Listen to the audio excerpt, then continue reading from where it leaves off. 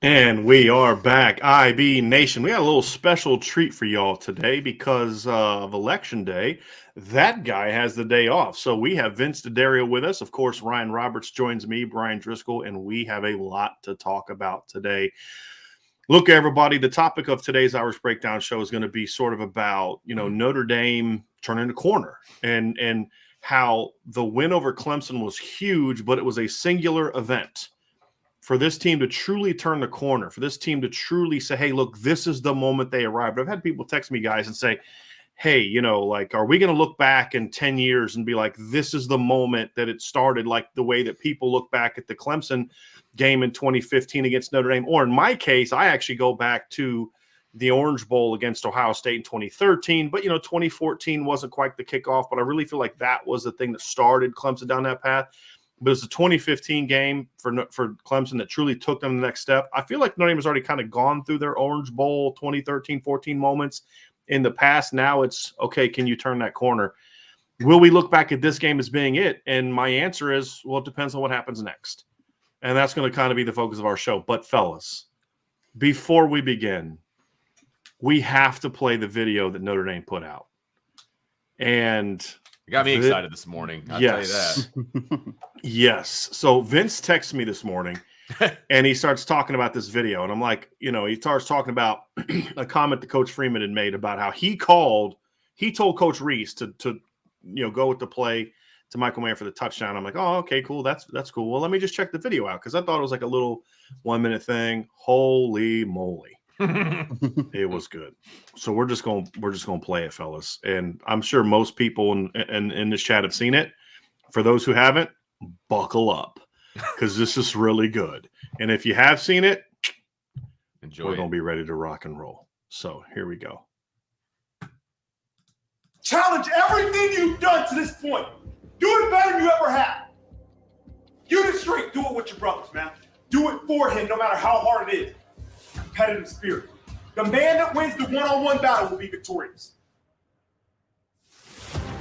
Can the Irish pull off the upset once again tonight? Notre Dame has been very good at getting a hand on these punts. They're rattled! They're rattled! Hold on now. And this one is blocked once again, and the Irish have it. Botello gets a hand on it, and into the end zone goes. There's your game-changing play, Jack. This place is about to erupt. A big takeaway early is the corners of Notre Dame shutting down the perimeter game of Clemson. Clemson 0 for 3 on third down. Notre Dame showing pressure, and that pressure gets home. It's Howard Cross. Downhill running game. Run north and south at this defense. Been the best play for Notre Dame all night long. And Pine is going to keep it himself around the outside. Touchdown, Notre Dame. Michael Mayer through the block. So this is a monster game for Clemson. Their national championship hopes, playoff hopes. No mercy. We got a lot of ball left. Let's go. It's our house. Pressure gets there. Isaiah Foskey drops him from behind. Clemson needs to reset. 14-0. We continue to run it at them. We're going to do it for the whole second half. They don't want that style of game, but we have to go take it. We're going to come out and go even harder. Yeah, we don't take it.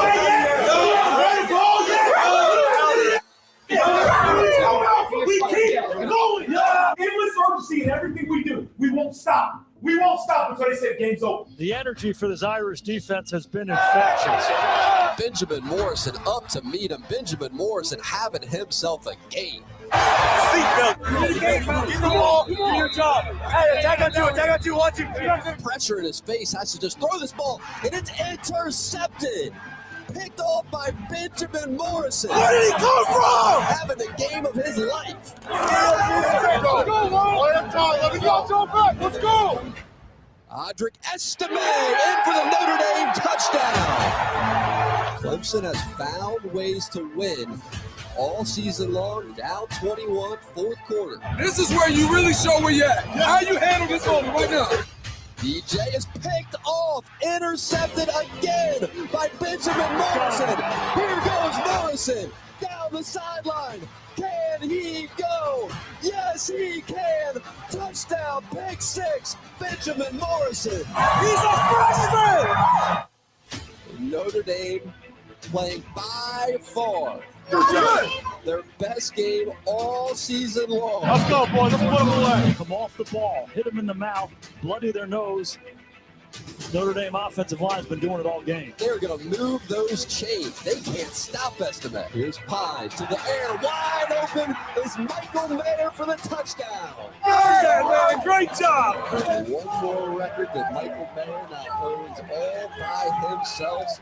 Touchdowns by a tight end. Hey, you call that? Oh, pop the mic. He was like, are you serious? He said, Drew looked over the side. Are you sure? That's a great moment to get in. They physically dominated Clemson. They've been the better team since the opening kickoff.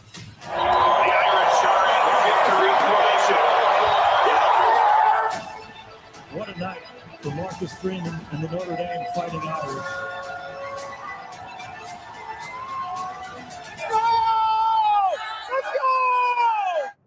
Last week we said in the locker room, nobody but the guys in that locker room knew how good this group can be, right? Now the whole damn country knows how good it is.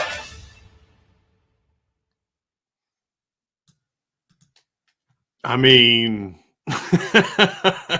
mean, I've watched that at least 10, 15 times now already, guys. And I get the same reaction every time.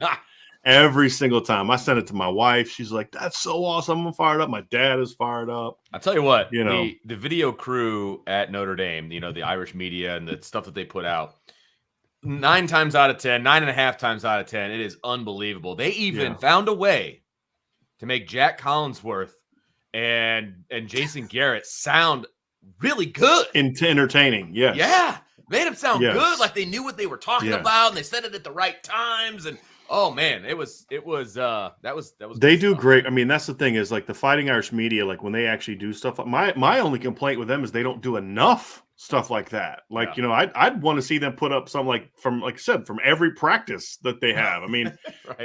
they could own that sphere and it would be such great PR for the football team because when they do stuff like that, Vince, it is tremendous. Yes, it is tremendous. And it They do really a great job. They yes. they do a fantastic. And I'm joking to a degree about the announcers, but I'm not at all. Look, they've At gotten all. they've gotten better as the season has wore on. I guess. That's why you don't hire rookies. That's a whole other Right. conversation. But Right. look, that video, I saw it when it was tweeted out, like almost immediately. I think it was like a 1 minute ago tweet kind of thing, and I watched it. I'm like, oh. Yeah.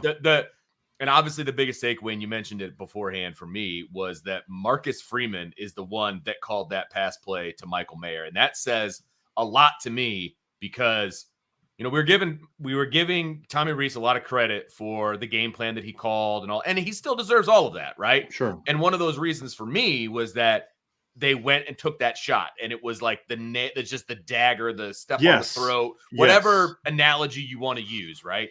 Putting a team away, Vince. Yes, We talked about exactly. that. And it was beautiful. And to find out that Marcus Freeman is the one that made that call just makes it so much better. It doesn't take anything away from Tommy Rees, but it makes it so much better that the head coach is the one that made that call, because for the last 12 years, the head coach never made that call ever. And the head coach now that's the point, Vince. Yes. We're not taking a shot like, oh, well, see, Tommy Rees doesn't deserve credit. No, Tommy Rees is doing what he's been trained to do up to this point in time, which is when you get a lead, you run the clock out and let's get that Win the W, game, right? Marcus Freeman's like, no, we're going to do that, but we're going to do that by, this is the frustrating thing. The best way to put a team away, keep scoring. Yes. Right? Like keep scoring. And it was a statement win. Yes. And that transitions into sort of the topic of this show. Guys, you cannot become an elite team without wins like that. And let's be real about something, right? Did they beat 2018 Clemson? Nope. No. Did they beat 2016 Clemson? No. Is Clemson still a really good football team? Yeah, they are. Is Clemson still a premier program? Yeah, they are. And you can't get into tier 1 unless you start beating tier 1 teams with no excuses. Mm-hmm. And if you want to chalk up 2020 regular season as one where there's excuses, and we've talked about them, Vince, you and I talked about them at the time. That's what made the ACC title game so important. You had to show up in that game, or people would say, well, you only won that game because look, you needed overtime, double overtime to beat them, and they didn't have Trevor, they didn't have Tyler Davis, they didn't have Mike Jones, they didn't have four legit starters, like four of their best players, right? And you say, okay, well, then you go out and you kind of get waxed. But now there are no excuses, right? I mean, if anything, that you could argue that the win hurt Notre Dame a little bit because they had zero pass game to speak of in that game, and it didn't matter. And so you got your statement win, you got your program defining win. And there's the stuff going out about it took Brian Kelly 11 years to beat a top 5 team, which is true if you're talking about where a team was ranked when they played, which means the magnitude of the game. He did not beat a top 5 team, but I think it's a tad misleading because look, I dislike Brian Kelly, not going to hide it, but we're also going to be fair. They did beat a team in Michigan State in 2013 that finished the year ranked 3rd. Right? So we'll give them credit for that. But I'll say this, that was still year 4. Right. We don't know where Clemson's going to finish. I don't know if they're going to finish in the top 5 or the top 10. I think for Notre Dame's sake, it's good if Clemson goes out and wins their next 3 home games and wins the ACC championship. Absolutely. Having said that, the thing that I will say is, regardless, the moment was there. The perception was there. The players believe that this is a top 5 team. The perception is that they're a top 5 team. They have been a top 5 team going back to 2015. And you not only beat them, guys, it's you destroyed them. You took their soul. I mean, that's and if you listen to Dabo after the game, you listen to the players, that there's been no excuses. They've talked about, we were ready. We had a great week of practice. There was nothing that made us think that this was about to happen to us. And, you went out and you did it. And, I mean, you just saw in that video the energy. Yeah. Yep. Just the intensity, the fire, the passion, at halftime, you've got a backup defensive end at halftime. And Nana, what I mean backup, like he's a rotation guy. He plays a lot. He's a key player, but he's not like the starter. He's not Foskey. It's not Jason Adam-Yole. It's not JD Bertrand. It's not captains. It's a backup defensive end just saying, we're not done. We're not even close to done. Audric on the sideline. We got a lot of ball game left, right? There was never any moment of, and Vince, you and I saw this live. Ryan, you saw this on TV. There was never any let up from an intensity standpoint from Notre Dame. And so it was a great moment. However, Syracuse in 2017 beat Clemson at home, right? Pitt beat Clemson in 2016 at Clemson, and that was a great Clemson team. Right. Just winning this one game does not mean you have now arrived. What follows next is what matters. The reason that you can look back at the Notre Dame Clemson game in 2015 as being the moment for Clemson is not because they beat Notre Dame. They didn't actually play that well that game. They did what they needed to do. Clemson proved in that game something that a lot of people did not believe about them, that they could win big games. Beating Oklahoma in the playoff the year before wasn't necessarily a big thing because Oklahoma wasn't perceived to be that kind of team either. Since Oklahoma won the championship back in, what was it, 99 or 2000? I forget which, was 2000, right? 2000. Since then, Big Game Bob kept getting blasted in the big games, right? I mean, so it was like, but you beat Oklahoma. It wasn't the same thing. Then you lose to Bama, right, in the title game. I'm sorry. They went on to beat Oklahoma in the playoff that year. I'm sorry, I got it wrong. They beat Oklahoma later. That's correct. They beat LSU. They beat Oklahoma in a bowl game the year before, and that's what I was thinking about Oklahoma. They weren't that good. But the point is, they point to the Notre Dame game because that was a game that they had not won in the past. That's why Clemsoning was a thing back then, because Clemson would just find ways to embarrass themselves, find ways to win. But they weren't defined by the Notre Dame game. That's not what made their tenure. That was the we've arrived moment. Yeah. But we don't look back at that as a real we have arrived moment if they didn't do what came next.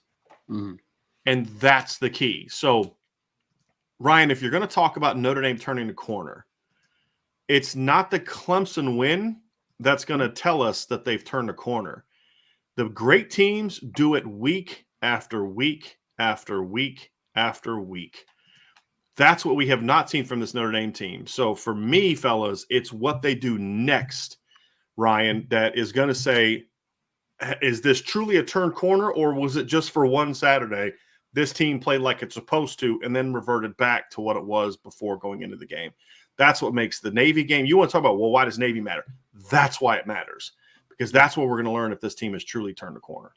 I mean, it's stacking football games, right? Like, it's stacking dominance. That's kind of what the next step is to see, because, I mean, we could talk about the game on Saturday from all the layers that we liked, Like, I think that this video does a lot for me, and it did a lot for the other people that weren't in the stadium like you guys, right? Because, like, we heard from everyone that was there about the energy, and you could see it on TV and you could feel it on TV, but just kind of seeing it firsthand and seeing Marcus Freeman seemingly really taking his imprint on this football team, right? Like putting his emphasis on how he wants the team to react and how they want to show with energy. And because I mean, we've talked about it a ton, Brian, right? Like we've talked about in past weeks, like Stanford and a couple other games where it's just like didn't see a lot of energy from this football team. There was clearly energy this past Saturday, so it seemed different, right? So in order for a trend to start, there needs to be a starting point, and that's what you're hoping that this game is.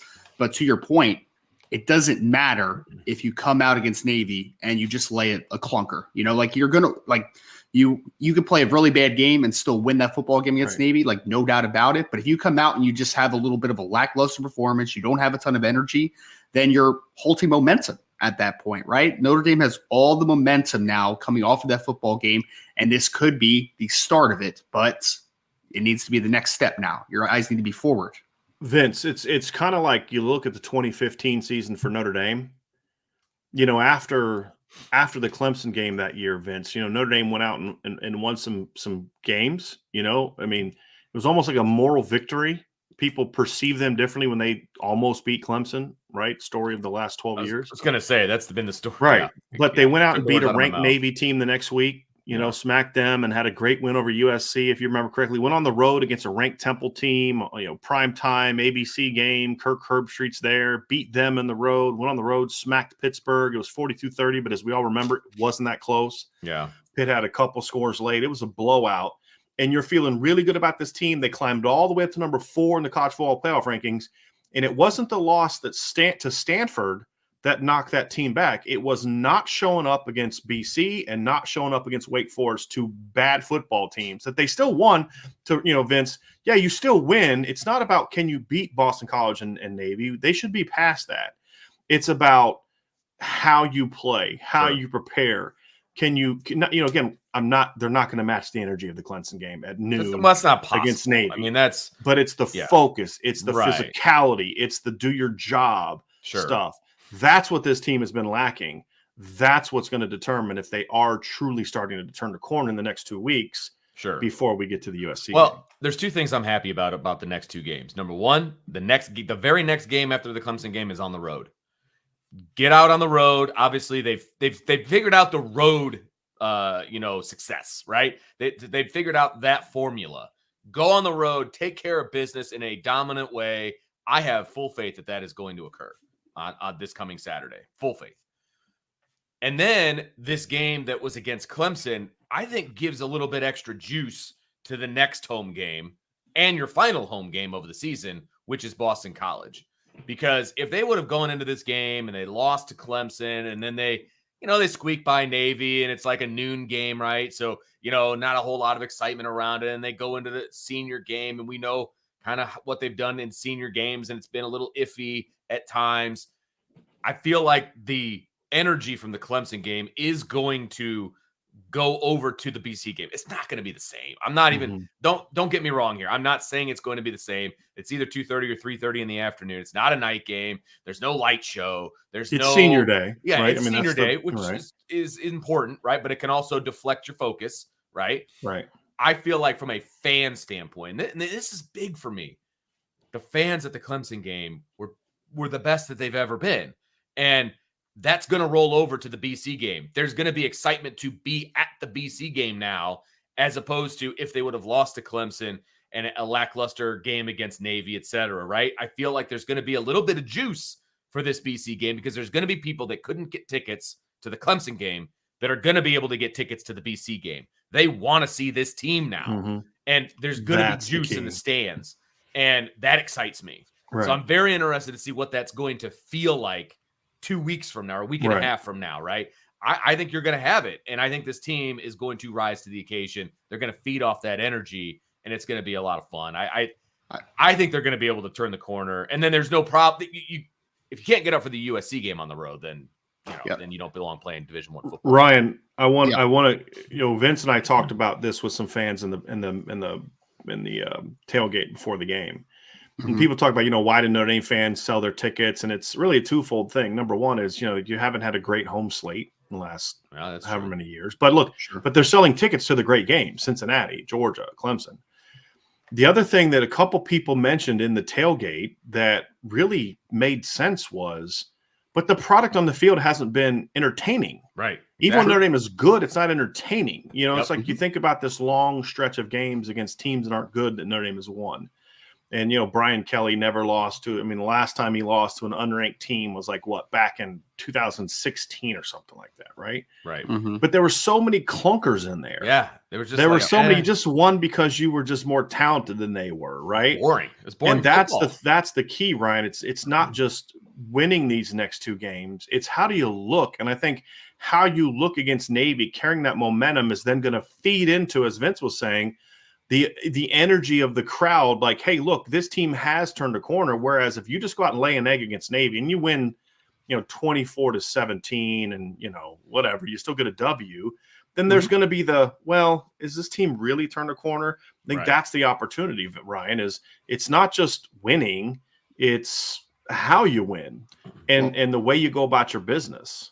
Yeah, well, I was going to say, Brian, even off of what Vince's last comment was, it's not only just trying to carry some of the energy into the next game, it's about carrying the mindset into the next game. That was the most impressive thing about the game, in my opinion, on Saturday. And you saw it a little bit in that video when we started here, is that this team felt like they were the best team on the field and they carried themselves that way and they dominated them. They felt that way before the game started, Ryan. Exactly. That's the key. And Brian, you did the recruiting comparison article last week, and on paper, you're like, okay, Clemson recruits just as well as you, better in most years, right? They have a lot of talent, and Notre Dame carried themselves like they were absolutely the best team on the field, and they wanted to not win. They want not to, out scheme a team that is a similar talent. They played like they were easily the best team on that field that day. And that's the part that Vince is talking about with it's not exciting football because there was no building of confidence. I felt like in years past, right? Even when you finish off a game, it's not like we saw it this Saturday where it's like you've been running the ball down the throat. Let's hit the dagger, right? Let's hit that Michael Mayer up the seam and let's take our last shot and a knockout punch. It's different, man. So that mindset, I think this week, even though it's against a lesser opponent from a talent perspective in a Navy, you need to come out there and you need to punch him in the mouth again. And you need to see that same mindset on a week-to-week basis because that's what I need to carry into next week. It's not just about the energy. It's about how you attack a football team.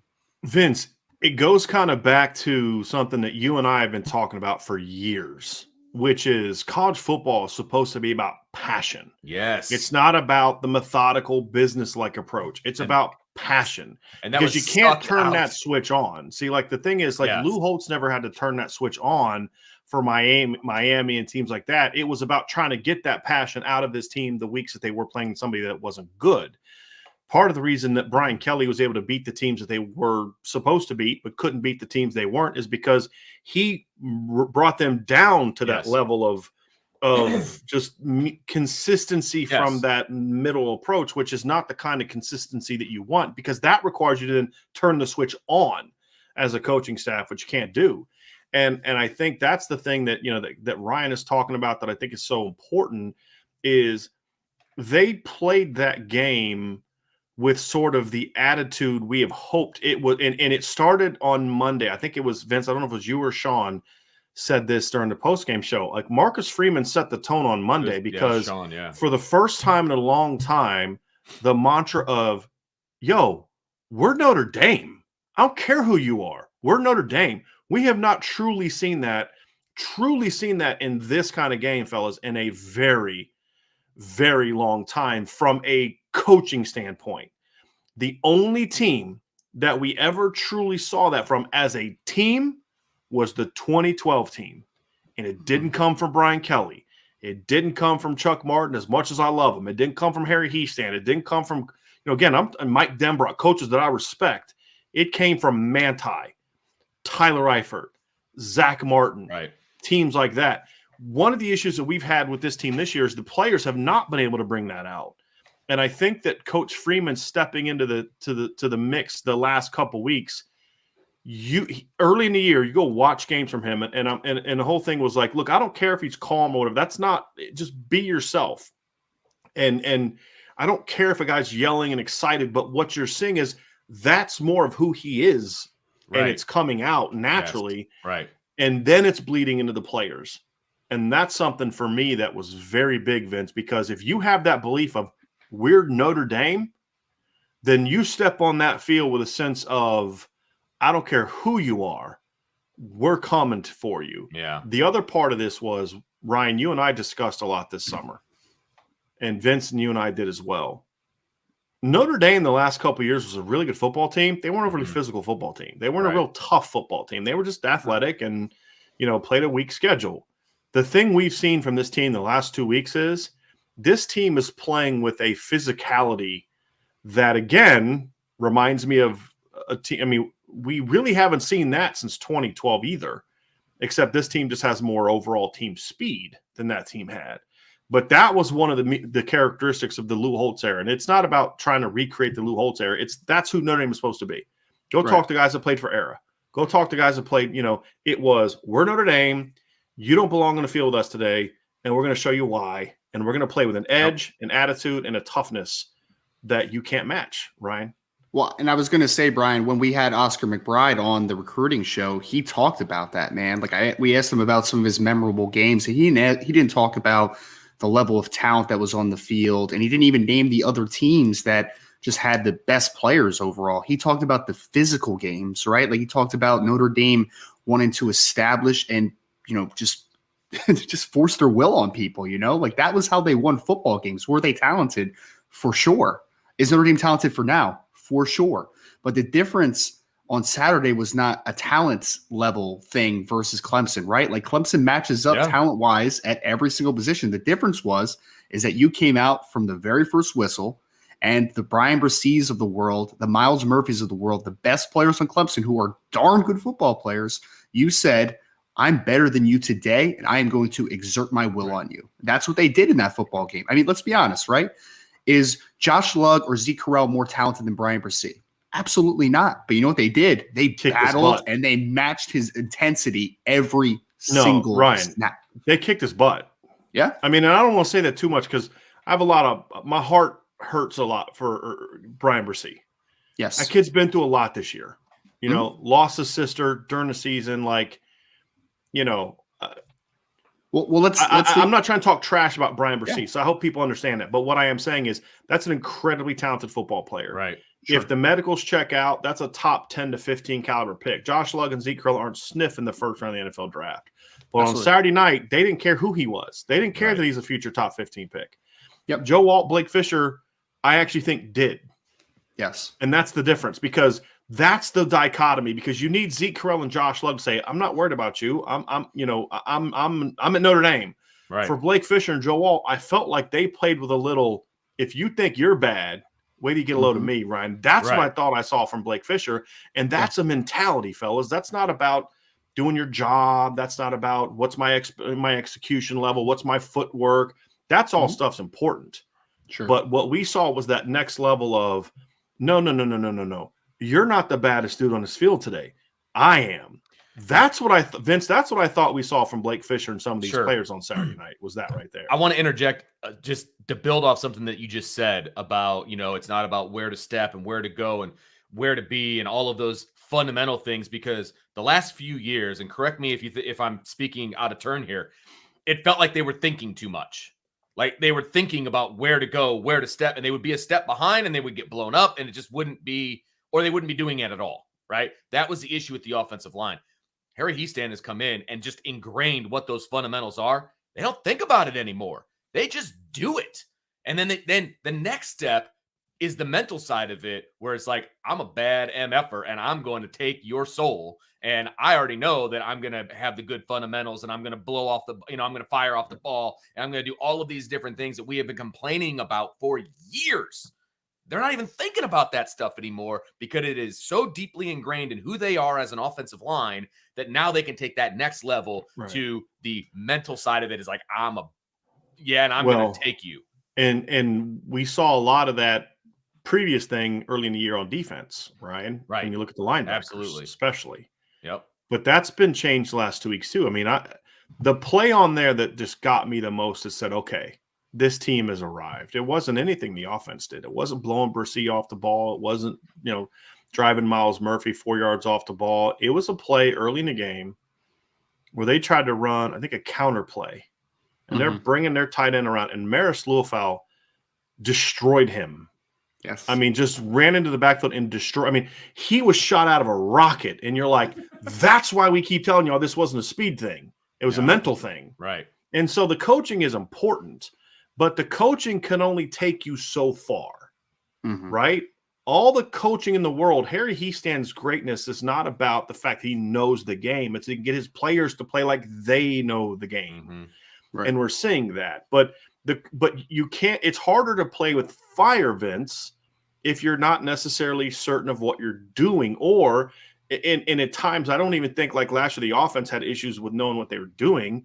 It was just they didn't play with physicality. They didn't play with toughness. They didn't play with the correct technique. They were doing what they were taught to do on the offensive line last year. They were doing exactly what they were taught to do. Right. But what they were taught to do wasn't going to instill greatness. And what we're seeing now is, I mean, to watch Josh Lugg thinking too much. Yeah. Josh Lugg and Zeke Correll have been whipping boys for Notre Dame fans for years. And to a degree, it's somewhat understandable. I mean, Zeke did not play well last year. Josh played better than given credit for, but he wasn't great by any stretch of imagination. And they both struggled first couple games of the year. Bench, how many times we heard bench Lugg, bench Maris, bench JD, and it's like that's not always the answer, right? No. And they didn't. They stuck with him, and Zeke has played really good football at center. I mean, his best games so far have been every bit as good as anything I saw from Jarrett Patterson in the past years. Now, he doesn't have the athleticism and the overall skill set that Jarrett did. It's a different type of skill set, but as far as just effectiveness. Because what was the issue with Jared? It was consistency. Yeah. Can you get it week after week after week? I mean, Zeke, and what I mean, Ryan, is not so much that his best game is better than Jared's best game, but he has strung together 5 games in a row. Like on Saturday, he was having a little bit of a tough time in the pass game. So you know what he did? He made up for it in the run game where he was excellent, and it's that level of consistency, right? That you just look at and say, okay, that's where this team needs to go to. And I kind of want to transition a little bit, guys, to this next part of this conversation, which is, okay, what does it look like, fellas? What does it look like? So what does it look like for Notre Dame to build on this win? Because what you cannot afford, guys, they cannot afford to miss this opportunity. What's been the story of the 2022 season? Missed opportunities. You had an opportunity against Ohio State, not just the moment, but you had guys open, opportunities to make plays, things like that. Marshall, missed opportunities. Braden Lindsey opened twice for long touchdowns. 3rd and 9 with a chance to put the game away. Same thing against Stanford. You take a 4th quarter lead. This team has had a chance to win every single game they've played, but they haven't. And they haven't beaten some teams the way that they should because of missed opportunities. Well, this is now a big picture missed opportunity. This is now a big picture opportunity. And you've got to seize it. This is a chance for you to build from a long term, from a macro standpoint, a big picture opportunity, but also a micro standpoint of what this 2022 team looks like. So that's the next part of this conversation, is what needs to happen for them to build on this short term and then long term. So basically the macro and the micro, right? I want to start first with the short term. We discussed it already. You need to go out there and do what you need to do to take it to Navy and take it to BC.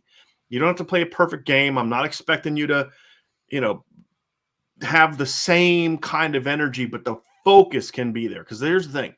It's impossible to replicate that energy that existed on campus on Saturday.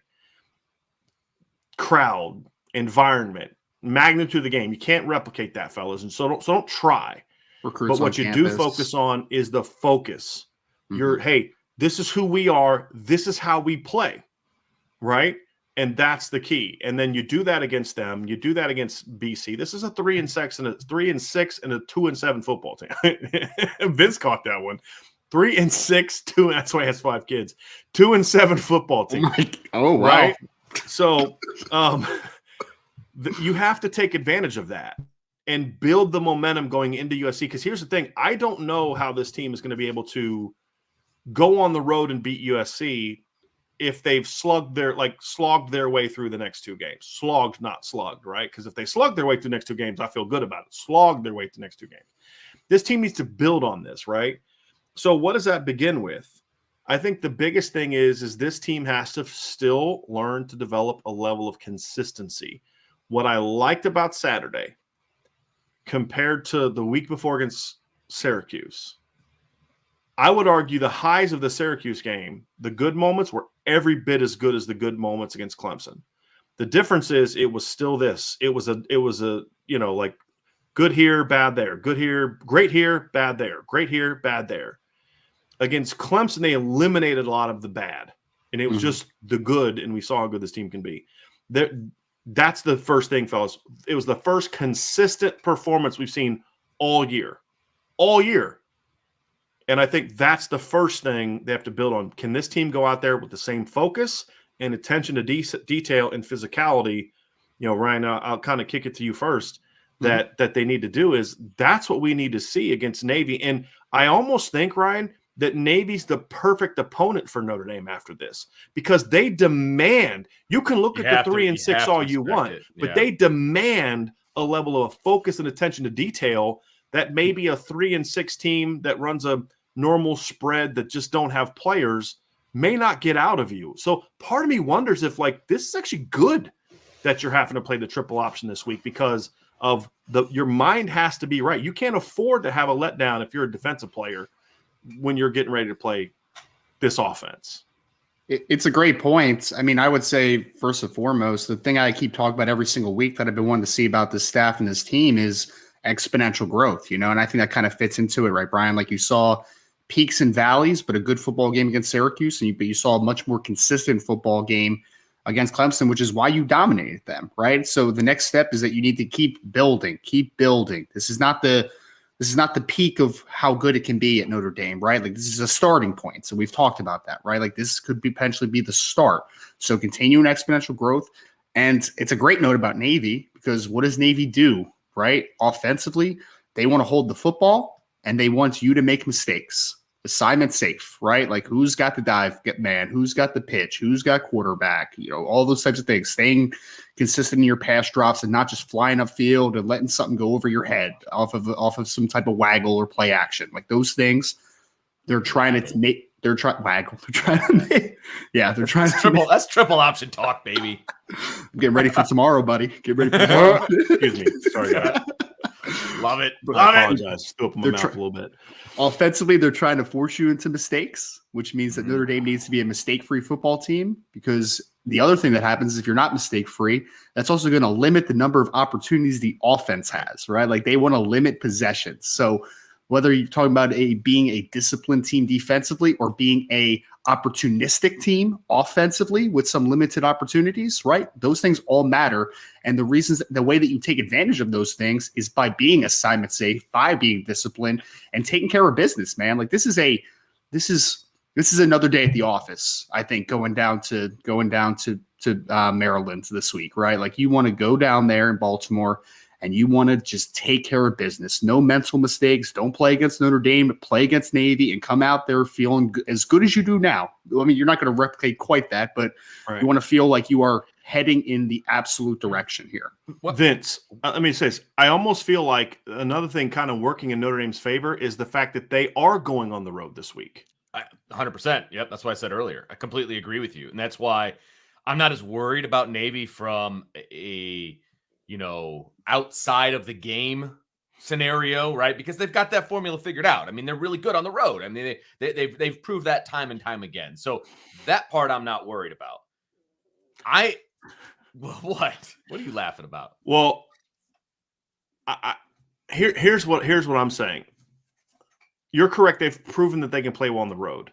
Okay. My hypothesis going into last week was that this isn't a road versus home issue. This is a good team versus bad team issue.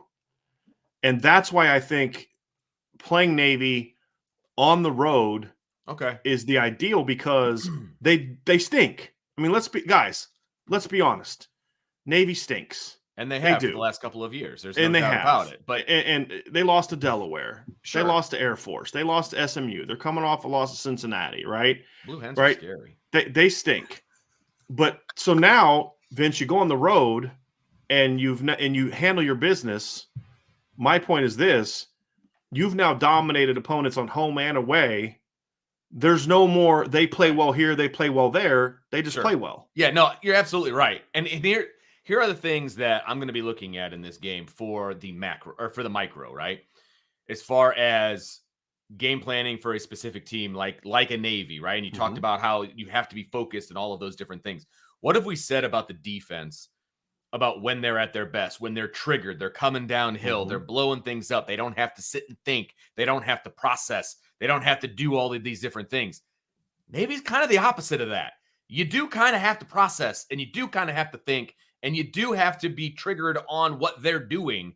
So that worries me a little bit, right? Because you can't really just not bring the house, but like blitz and do, because they'll beat you if that is your defense. Right. Blitzing against the triple option is not how you defeat the triple option. You defeat the triple option by being assignment sound, covering all of the gaps, and doing all of those things. It's got to be precise aggressiveness, right? Yes, precision. Absolutely. Yes, you have to be precise, right? With your attack, you can't trigger that as the defensive coordinator in a game situation. You have to trigger that during the week and during the week of preparation for how you are going to defend the triple option and what that's going to look like. And so you're going to see a defense that looks completely different. Now, what I also need to see is I need to see the same competitive drive and precise tackling on the outside, on the perimeter, and all of those things, because what a triple option team will get you is they'll just, dive up the middle, running 10 and then 11 and all of those different things. And then they go outside on you with a quick pitch or with the triple option, and then they get you. Notre Dame is going to need to tackle in space and fly to the football the same way that they did against Clemson this week against Navy. And I don't care that they're 3-6. That doesn't matter to me. That is where Notre Dame has been poor in the past. We praise them up and down against Clemson.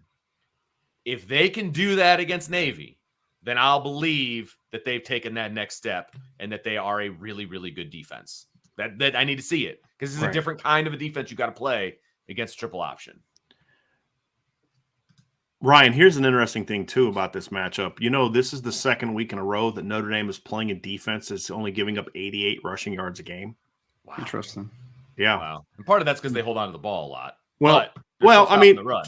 They held Delaware to 13 yards on 29 carries. They held Memphis to 91 yards on 32 carries. Tulsa had 25 yards on 18 carries. Temple had 20 yards on 20 carries, and Cincinnati had 55 yards on 20 carries. They give up 200 yards to Air Force, but again, giving up 200 yards to Air Force is holding Air Force well below their season average of 324. Right, and they gave up 105 to SMU and then 180 to Houston. Houston's the only team, guys, that has gone over 4.3 yards per carry against Navy. The Navy is a much improved defense this season. The thing that's hurt them is their triple option doesn't work as well as it used to, but their defense is much better. And I think that is another reason why because I kind of feel like, guys, sometimes, the stars kind of have to align a little bit for you to really take that step. And I look at Saban's ascent in the SEC, and he's earned everything he's got, right? But there were also some things that happened that kind of helped him along the way, mainly Urban Meyer stepping away. Right. I mean, maybe they're not quite as dominant because the East just fell off a cliff after Urban Meyer left. Right. I mean, we can all agree on that. Right. Like after Meyer left, the East just, collapsed because most of the team, because it was Meyer. And then what year did Spurrier leave? I'm trying to remember what year Steve Spurrier left South Carolina as well, because they started to kind of because South Carolina was pretty good for under Steve Spurrier. He left in 2015, but really 2013 was the last really good year for them, right? I mean, they had three top 10 teams in a row going into 2013. 11, 12, and 13. 2015? That's crazy. Wow. Yeah. 11, 12, and 13. South Carolina was a top 10 team. Florida was rolling, and then just those teams all fell off a cliff, and Tennessee fell off a cliff. Yeah. Would Saban have gotten there? Sure. But he would have been as dominant. Maybe it would take him longer if those things didn't happen. Sure. Now, again, his first championship team beat Urban Meyer. They did, right? So they earned that. But your counterweight removed himself and then left and went to Ohio State, who you didn't have to play. Alabama played once, and what happened when they played? They got smacked by Meyer's team, right? So sometimes, things kind of, I don't want to say destiny, but things kind of work out where it's like, okay. And I kind of feel like that's who Navy is for Notre Dame right now because of some of the matchups that you have this week, where it's like, if you're Tommy Rees, you're loving the fact that you can walk into the room and say, hey, fellas, we played a pretty great defense last week, but guess what? The one we're about to play statistically is even better. Yeah. And we can't just overlook this team. I don't care what they did last year with it. What the other thing is, we've got to come out and do what we got to do. But here's the counter argument to that. Let's be honest, guys. If Notre Dame shows up focused, they're going to run the ball on Navy. Okay. Mm-hmm. But here's the key. You know what they rank pass defense? 114th. And Ryan, you and I will dive on these numbers tomorrow. But the point is, it's a chance to get right. And the next thing this team has to do is, I loved the statement that Notre Dame made by running it down Clemson's throat and they couldn't throw the football. I love the statement, but I don't think that's a long-term sustainable thing. I think if you were to ask Marcus Freeman and Tom Reese, I think they would tell you it worked great here, but if we want to beat Georgia, if we want to beat Bama, if we want to beat Ohio State, we can't throw for 86 yards, right? Consistently. You win a game here or there. So the pass game's got to get going too, fellas. And I think that's a part of this where, look, this team is not going to look like 2015 Notre Dame throwing a football. It's just not. Sure. Doesn't need to be. It just has to be better than it is. I think that's another thing that we can talk about too, which will lead to kind of big plays and then tackling on defense, Vince, which you talked about. I think those are all, to me, taking positive steps, beginning against Navy and then going into BC, whose defense is not good, is an opportunity for this offense to get healthy. And that's kind of my point to this, is there's an opportunity for this offense to really get healthy. Because I loved what happened Saturday night, but guys, they scored 21 offensive points against Clemson, right? They scored, 27, really technically only 27. I know they scored 34 technically, but one of their 7 points came off of a possession where they got the ball at the 2-yard line. Another touchdown drive was 30-some yards. Yeah. Or the offense still has to play better. You can't just repeat Clemson game plan every week, right? Because as we said, you can't match that intensity, that energy every week. So I think playing Navy and then playing BC, two teams that really, struggle to stop the pass because, I talked about Navy being – Boston College is 52nd in pass defense, and a big part of that is because their run defense also stinks. So, teams can throw on them for sure as well. Sure. Wake Forest ripped them up pretty good. Florida State ripped them up pretty good. Maine threw for 289 against Boston College. This is a great opportunity, fellas, to get right, because if you can go into USC and still do all the things we saw against Clemson, and now you actually have a respectable pass offense, which is all we're asking for, right? We're not asking for you to look like, Joe Burrow got reincarnated into Ian Book, right? We're just looking for a respectable pass game. I think this next 2-week stretch is important for that. And here's why also. If they really push the issue with getting the pass game right, Ryan, it tells me that this coaching staff is not satisfied. That's going to be a big key coming out of this. Do the coaches think that they've arrived, or do they also realize, yes, we're a damn good football team, like Coach Freeman said, but we're not. But do they also agree with us that, fellas, we're still not where we can be and where we need to be? We can and need to get better. I think that's what the next 2 weeks presents this football team with an opportunity to do, right. Brian, you know how your mind wanders sometimes and you just start hyper-focusing on random things? I just started hyper-focusing that I wanted to ask Vince who the starting quarterback at Maine is. and see if you know that. Don't have a clue, my friend. The answer is Joey Fagnano. He's from Williamsport, Pennsylvania. But like a distant cousin. Yes. Yeah, maybe. But I'm sorry. My mind is going off the rails a little bit today. But I mean, Brian, you said it perfectly, right? Sustainability is my biggest thing. And it's something that we've talked about countlessly over the last few weeks, right? Like what's sustainable going into the football game is the mindset that we've been talking about, right? Like you can replicate that mindset, and that's the mindset you need to have every single football game. Right. But it's not sustainable to expect that every single week you are going to run it down a team's throat and they are not going to have an answer for it, because there's going to be a game in the future where Notre Dame is going to have that mindset and another team is a really good football team and they're going to be able to match the intensity a little bit and they're going to limit the rushing attack to a degree, right? Like it's going to happen. Sure. So when your back's against the wall, what is your counter punch? What's the next step, right? Like you can't sit there and be a one-dimensional team, because eventually a team will take that dimension away and will force you to be uncomfortable. And that's what the next 2 weeks represent to me, is that you're playing against a couple teams where we're going to call it get-right games at some point, right? From the passing game perspective. You just had your get-right game, right? Like you just played a great Clemson team or a really good Clemson team and you dominated them at home. That's a get-right game, right? That's the ultimate get-right game.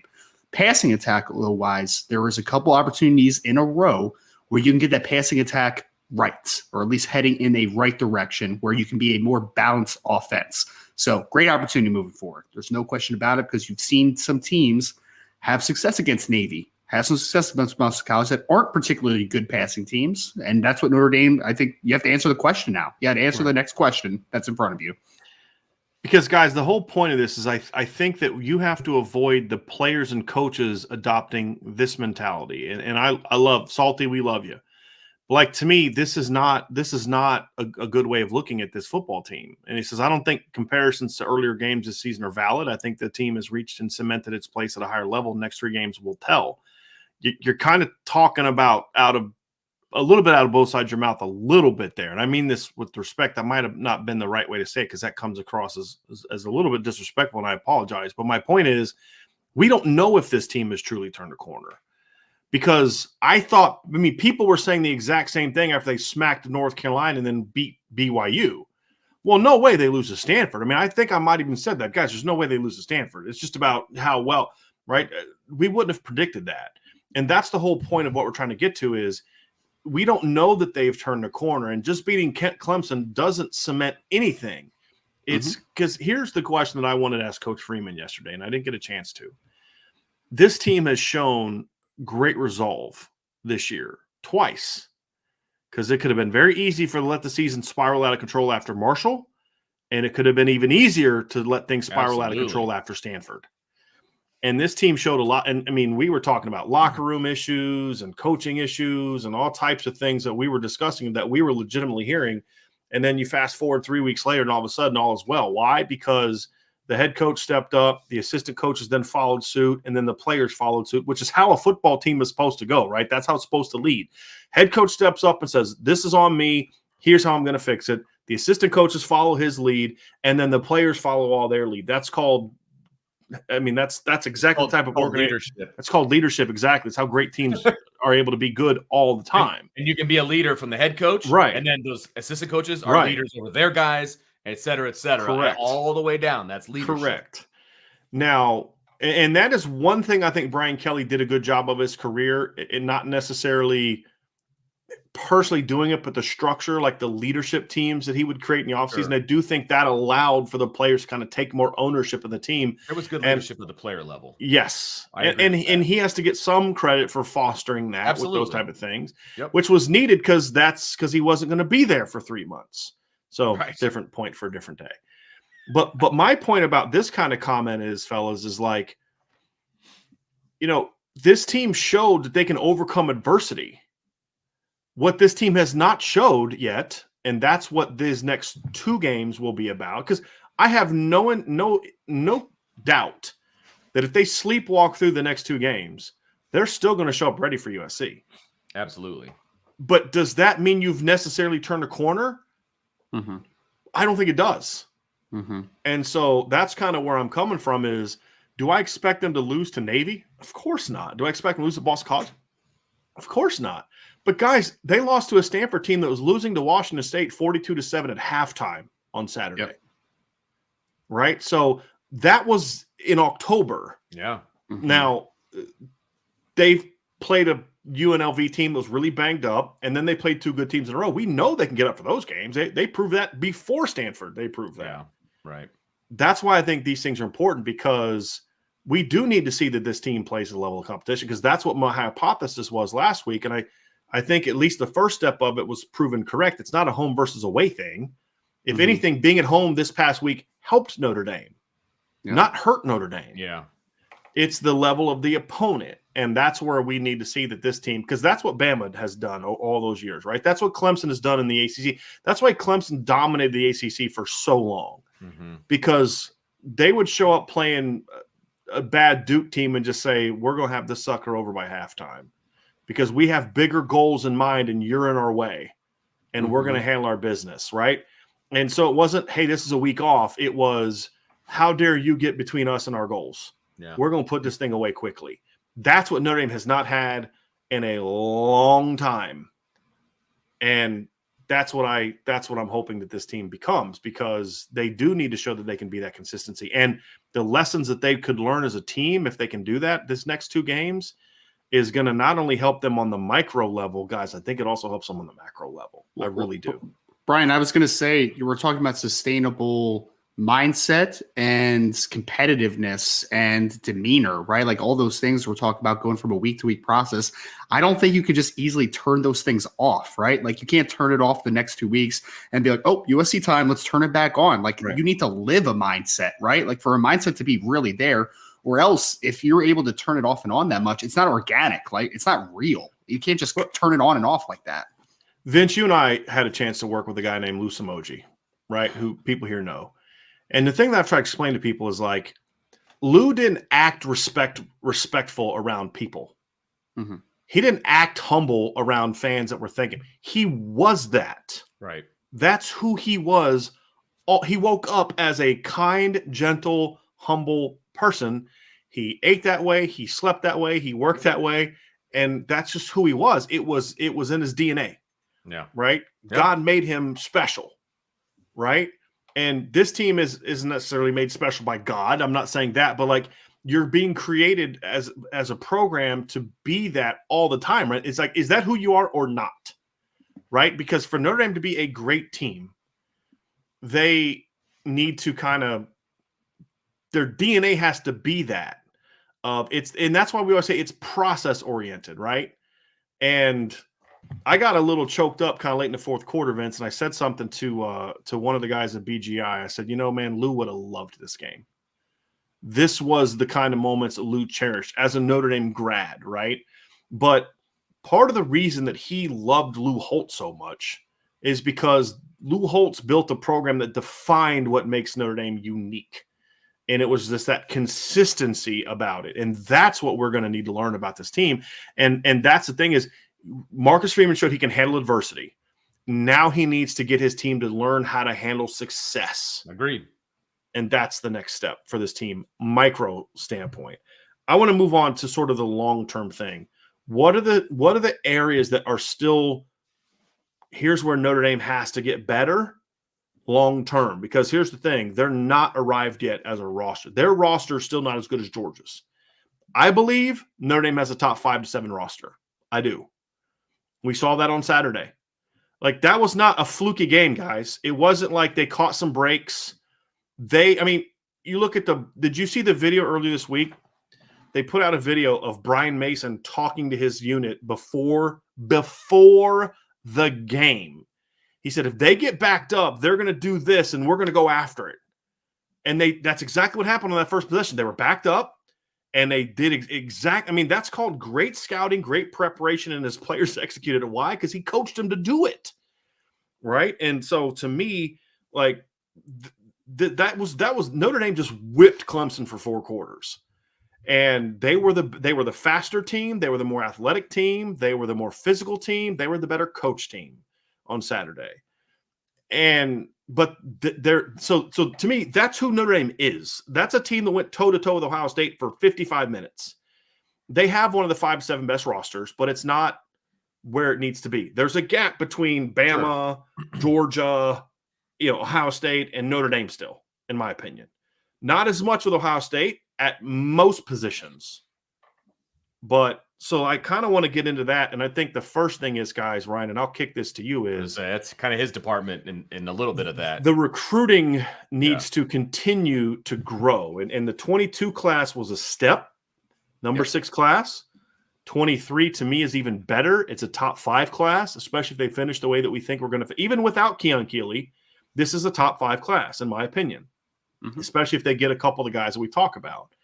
And then 24 has to get better. So there is still a level of recruiting, number one, they need to get to. But most importantly, what Marcus Freeman has shown, this was never the question. The question was before the season was, can he do it on the field? Right. That's what the Clemson game and these next 2 games are going to give him an opportunity to do, is say, guys, look, we got stuff figured out on the field. You're not just coming playing for me because you like me and I'm a good dude and all that, but we can coach you up. And that's the thing that Notre Dame looked like against Clemson, more so even than BYU and North Carolina. They just had better players than those teams. They had good game plans and all that, but they still had a lot of sloppiness. They were clearly a well-coached football team on Saturday night, Ryan. So if they can build on this win, then recruiting is going to have a big impact, because now kids are going to look at Notre Dame and say, you know what? All that nonsense about how you can't be this, you can't be that there, that even the previous head coach would say, no, I can go there and be great. There's no doubt about it, because I saw it with my own eyes. Yep. Well, we talked a lot about this yesterday, Brian. It's about actualizing potential and the vision, right? I mean, we've been talking back to the summer about Marcus Freeman's ideology about how he wants to be as a program, how he wants to win football games, how he wants to attack recruiting. And we saw instant results as far as his ability as a recruiter, right? Like, get some of these great players that were in the class at that point. But then you hit a little bit of a lull early in the season where it's like, okay, that's awesome, coach, but we also have to see it, right? Like, you have to see it in action. And I think that that's what Clemson did for a lot of recruits that were on campus, both committed and uncommitted alike, is that they saw that the action and the plan that Marcus Freeman and his staff has set is tangible, right? Like, you can get there. It's possible. So that kind of makes people start to think a little bit, because, I mean, let's make no mistake about it, everyone. Like, eventually, Notre Dame is going to go into a game against a really good football team where it's not going to be enough that you are energetic and that you have this demeanor about you that you are the best team on the field, because talent does still matter. Like, it does. Ryan, can I ask you a question on that? Sure. You watched the Georgia-Tennessee game on Saturday. Sure did. If Notre Dame plays the way they did on Saturday against Clemson, against Georgia, what's that game look like? It's going to be harder to win. That's my point. It's going to be a lot harder to win that game. Yep. Right? Because it just is, because they don't have the same quarterback issues and some of these other things. And I'm backing your point up. There are still teams out there that you can't just go do what you did on Saturday to beat. Right. You can't. Bully ball is great, man. But you know what's even better? Bully ball, talent with bully ball. Like, that's different, right? Like, when those two things meet and those two things converge and they become one, that's where your program goes from potentially very good to one of the elite programs. Like, that's the difference making, because to your point, Brian, Georgia recruits at this level every single year. Alabama recruits to this level every single year. And even in a down year for them is still a season where they can beat any team in college football, because they have that level of talent, right? So to continue to cut that gap, the talent acquisition part of the conversation is paramount. And it's looked great so far 2023. Look, there's a couple holes that still need to be filled in the class, but you're sitting right now with the number 3 class pretty much across every major recruiting platform. You're a shoe-in, unless something dramatic happens, that you're going to have a top 5 class, probably better. And you're looking at that and you're saying now, okay, it's not the final step though. The next step is, okay, let's get 24 right now, right? Let's start getting the 25 kids in.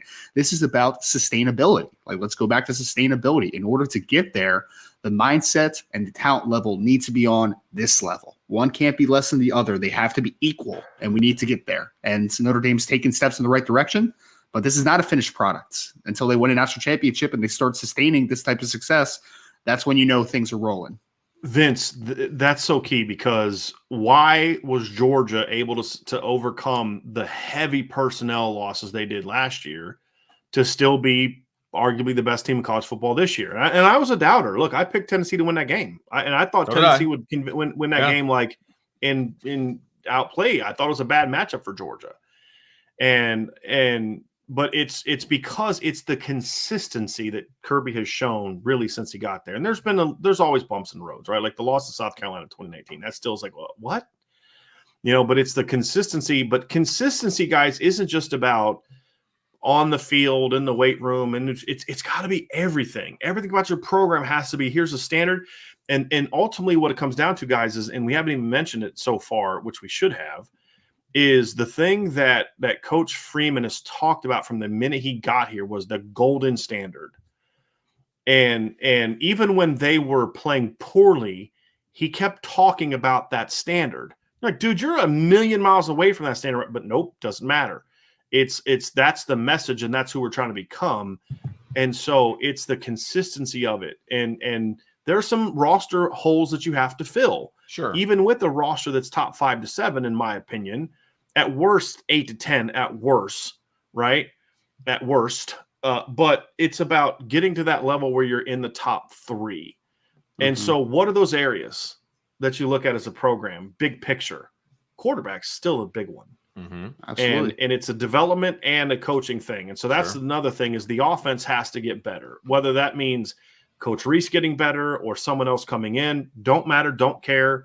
I just want it to get better. And if it's Coach Reese, that's great, because then there's continuity and you don't have to worry about certain things, right? Hopefully he grows up and matures. But the offense has to get better in a big way. Vince. I want to talk about that for just a quick second when we're talking about Tommy Reese and we're talking about the expectations and we're talking about the macro of the whole thing. I said I was excited that Marcus Freeman called that play for Michael Mayer at the end of the game to seal it, right? To put the nail in the coffin, essentially. That sent a message not only to the fan base, to us, right, to the team, but I think it also sent a message to Tommy Reese, because two different people, both Marcus Freeman and then whoever the kid was that was calling in the signals, right? He's like, Coach Reese was like, "Are you sure? Are you sure?" Well, the second guy said Drew had that. Drew looked at him. Freeman said that Reese questioned it, and then the second guy said, "I called it into Drew," and Drew was like, "Are you sure?" Okay, but where's Drew learning that from, though? Exactly. I think it was a message sent, like, we need to raise our game. Like, we need to raise our expectations for how we call an offense, for how we coach up this team. Look, I've said it all along. I think that Tommy Reese is a good coach. I just think that he was taught a certain way. I think he can adapt. And I think that is also part of the way he coaches quarterbacks, the way he calls plays, however you want to put it. I think he can grow, and I think he can be fine. He can do the things that he needs to do to elevate that position room. I do. Right. And so, to me, that was a message that was being sent, like, hey, we need to raise our game. And that is going to be Marcus Freeman's mantra across the board. And when we talk about developing guys at the position, right, we talk about developing quarterbacks, how that's been a problem. Nobody's going to disagree with that, right? Marcus Freeman's going to demand that happens. And if the guys that are currently on staff aren't up to it, he's going to find somebody else. That's where I'm at right now. That's how I believe in the macro things are going to change moving forward. And it won't be like a divorce. It'll just be like, hey, we're not on the same page here. That's cool. My hope is that it doesn't come to that. My hope is that as a 30-year-old, there's a lot more room for Tommy Reese to develop and mature. And my hope is that he does. And if he doesn't, make a change. But if he does, I actually think long-term that's better for Notre Dame. I agree. That it happened. I mean, is he capable of it? We'll find out. But the point is, no matter what the reason is, the offense has to get better. And I think there's this misnomer that I thought that I hope that Coach Freeman also knows, that Coach Reese knows, hey, guys, you can run the football and score a lot of points. Those two things don't have to go. Like, this isn't 1985 where you're running for 280 yards a game and scoring 20 points. I mean, we've talked about this about the Notre Dame teams back in the 1980s.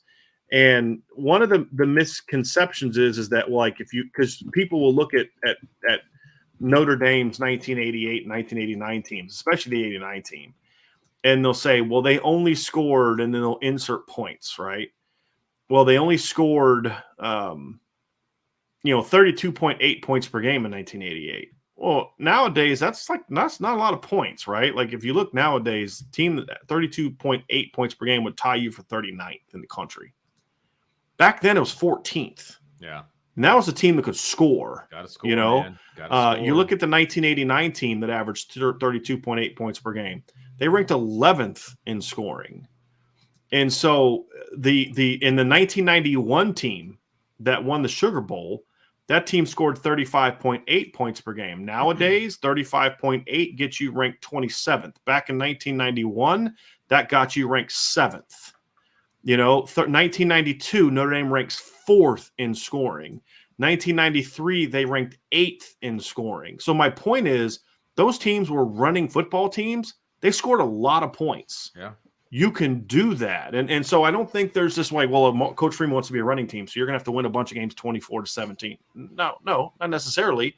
If you have a pass game that is better and deeper and more talented, and I think that's where the quarterback part comes into play, because I look at it and say, man, they're like we talked about this, Vince, when you and I were watching the film, and Ryan, I called you because I wanted to see, like, okay, is it just me? I said, hey, Ryan, watch this play. Tell me what you think. And he's like, oh, man, if you bang that go route to Tobias, that's 6, or at least a big play. There's opportunities there. What we're seeing now from Chancey Stuckey and Chad Bowden, especially as a combination with Coach Reese as well, is they're able to go out and, despite what we're seeing on the field, there's no wavering from Jaden Greathouse. There's no wavering from Braylon James. There's no wavering from Rico Flores. And they're hopefully about to land Caleb Smith, hopefully, to go with Dylan Edwards and Jeremiah Love. I mean, Jeremiah Love committed Notre Dame on a day where the Notre Dame offense embarrassed itself. No wavering. No wavering. There's no wavering from Cooper Flanagan. There's no wavering from Charles Jagusah. I mean, the lineman's a different story, because why would you waver if you're an offensive lineman? But you get my point, guys. They've sold the vision. I agree. And so that's a great step towards it.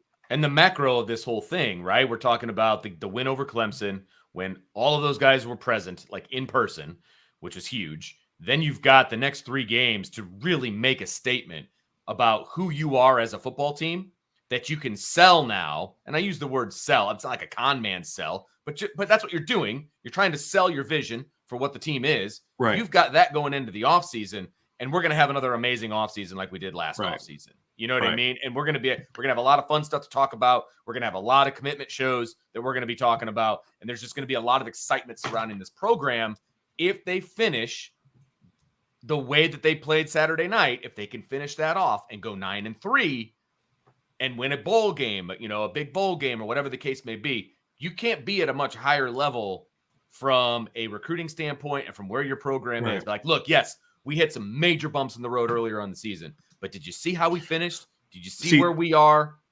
That's it right there. That's it right there. Because one of the things that pissed me off more than anything after the Marshall game was the stuff. See, they don't have the players. Right. They don't have the talent. Right. And that's one of the laziest things that you can say about a team. Now, sometimes it's true. UConn doesn't have talent. But you know what? The same dudes that UConn had last year look a lot better this year. Now, they're still not a very good team because they don't have great players. Sure. But did they get a million? Ryan, you pay attention to this. Did UConn get like 25 transfers this year with Jim Moore Jr.? No. Yeah. Dude, they're only averaging 18.5 points a game, but they're 5-5. Why? They're coached better. Right? Like the team that just smacked Syracuse and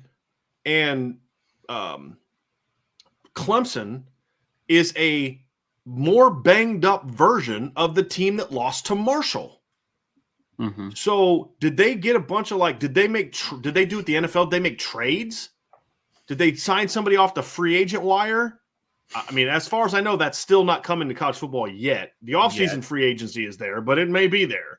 Yeah. If you jump in the portal before week 3, you can go play for another team. That's going to probably come to college football someday. Don't even get me started on that. However, the point is they didn't go out and find new players. They coached up the players they had better. And again, TCU as well. Like you used TCU that's a as an great example. Yeah. They actually lost players to the portal. Didn't they lose a defensive lineman as well in the portal? Went somewhere. So. They lost Zach Evans, who's now O'Shawn Mathis is the defensive end that transferred to Nebraska. To your point. Yeah. I bet you he's looking back on that thinking, what the freaking heck was I thinking? Right? Couldn't handle the Texas heat. So here's my point. I know, right? One of them. So here's my point. The talent has been pretty good to begin with, and this staff is showing we can get you there. Mm-hmm. Micro-wise, though, that's why these next 2 games are important, though, fellas. It's because they got to continue that so it doesn't look like a flash in the pan kind of game. Because do they got to get better? Yeah, they got to recruit better, and they are. They still have to recruit better at safety. That's why keeping Peyton Bowen is so important. And we think they will. That's why we have the updates we have on the message boards about it. And I know that some of you are not going to believe us until signing day and you see his name and all that kind of stuff. I get it. Whatever, it is what it is. And they've got to get better receiver consistently. Can't just be one class consistently. Quarterback consistently. Defensive line, edge players. That's still a concern for me. The consistent, not getting Keon Keeley takes a lot of shine off that D-line class. Sure. And that even would have been there even if Jason Moore would have picked them because he's a different kind of player. You couldn't keep Keon Keeley. That's the next stage. That's the next level. Brandon Davis Swain's a good start in 2024, but you now need like a Viper type of guy. So there are areas where the recruiting has to get better. The development has to continue to get better as well. Al Golden still has to show me that he can develop linebackers. Yeah. Right now, that's not so much what happened in the first 6 games. I'm just even big picture. The guy's been in the NFL for 7 years. Sure. Right. We haven't seen how he can develop young players. I haven't seen the young linebackers in Notre Dame play a snap. The first linebackers haven't played snap. Well, Jaden Sneed played a couple, but that's it. Right. He's got to show me he can develop it. But, they're recruiting. I mean, the last 2 years, give me Notre Dame's 22 and 23 linebacker class, and I'll stack it up against anybody's. Yep. Give me Notre Dame's cornerback recruiting at 22 and 23. And I told y'all that Benjamin Morrison was a top 100 player. Ryan agreed. Vince agreed. So we told y'all that he was a top 100 player. So let me. There was nobody at Irish Breakdown that disagreed with that comment, with that evaluation. Nobody. So recruiting rankings be damned. And that was kind of the point I was getting to is I don't care about this guy's a 5-star, that guy's a 3-star. Give me guys with incredibly high ceilings that are football players. Mm-hmm. And I think that's what we're seeing more and more of is you're seeing these kids, you're like, well, where's Dylan Edwards going to play? Where's Jeremiah Love going to play? Where's Brandon Hillman going to play? If Peyton Bowen walked into my office tomorrow, if I'm Marcus Freeman, said, Coach, you know what? Like, I really want to play offense at college. Okay, cool. We got to go find a new safety, but now we got a dude at wide receiver. Right? Like that's kind of what you're looking for. Mm-hmm. Right? Like you want to find football play. Jaden Ausberry is not the long kind of prototype. The Clark Lee prototype. Like Clark Lee looked for those guys like Osita Ekwonu and Ovia Gofu and guys like that were just like super long and those kind of guys. And he kind of overlooked that they weren't necessarily natural football players because they had the length. Jaden Ausberry is a football player. Mm-hmm. Drake Bowen's a football player, sure right? Is. Preston Zinter's a football player, right? I mean, that's the thing. You look. Nolan Ziegler's a football player. Josh Burnham's a football. I don't know where. I don't know if he's going to play tight end or Viper or Mike or what. But you know what? He's going to be a dude somewhere, and that's the thing that I'm excited to see, fellas. Like I was talking to somebody yesterday. You know who? I was talking with somebody, a source yesterday, and we were kind of going over the future. And you want to know who the first defensive player they said to me? Like, dude. I know you're not going to say anything about him, but I'm telling you right now, this kid is going to be a dude. You know the first name that came to mind, what they said to me? Donovan Heinisch. Say they can't block him. And you know who he goes against every day in practice, Vince? First team offense. Mm-hmm.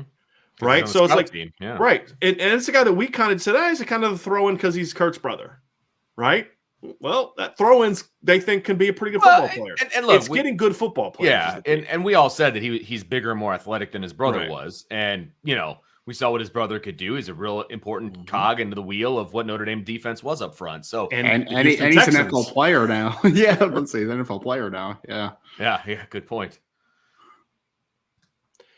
So, I mean, recruiting-wise, we've talked about it. Edge. I think the overall team speed also can get better, right? And that's something else that this 2023 class is bringing that they need to continue doing in 2020. Sure. There's a lot of team speed. Man. And it's not just receiver and running back. I mean, Jeremiah Love can fly. Yes. Dylan Edwards can fly. Braylon James can fly. Micah Bell is faster than all of them. Peyton Bowen. I mean, think about this. Peyton Bowen has run a verified 4.38 for Notre Dame and a 4.39 this summer at the ESPN Combine. And he's their third fastest recruit. Yeah. Dylan Edwards literally beat him in a sprint at that same event. Yep. Think about that.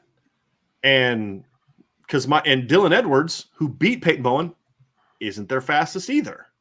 Micah Bell is, right? Yes. Christian Gray's ran a 4.41. We're like, yeah, he's maybe top 5. You know what I mean? Like, that's the thing, too, is they're bringing in athletes. And so those are all positives, but it's got to be stacked up on top of each other. And the exciting thing, the reason Notre Dame fans, I think, are so excited is because this is the thing that most people don't. Yeah, Marcus Freeman is going to recruit better at Notre Dame. I mean, they could debate, can he really land like the number 1 overall class? Can he really be top 3 every year? We don't know.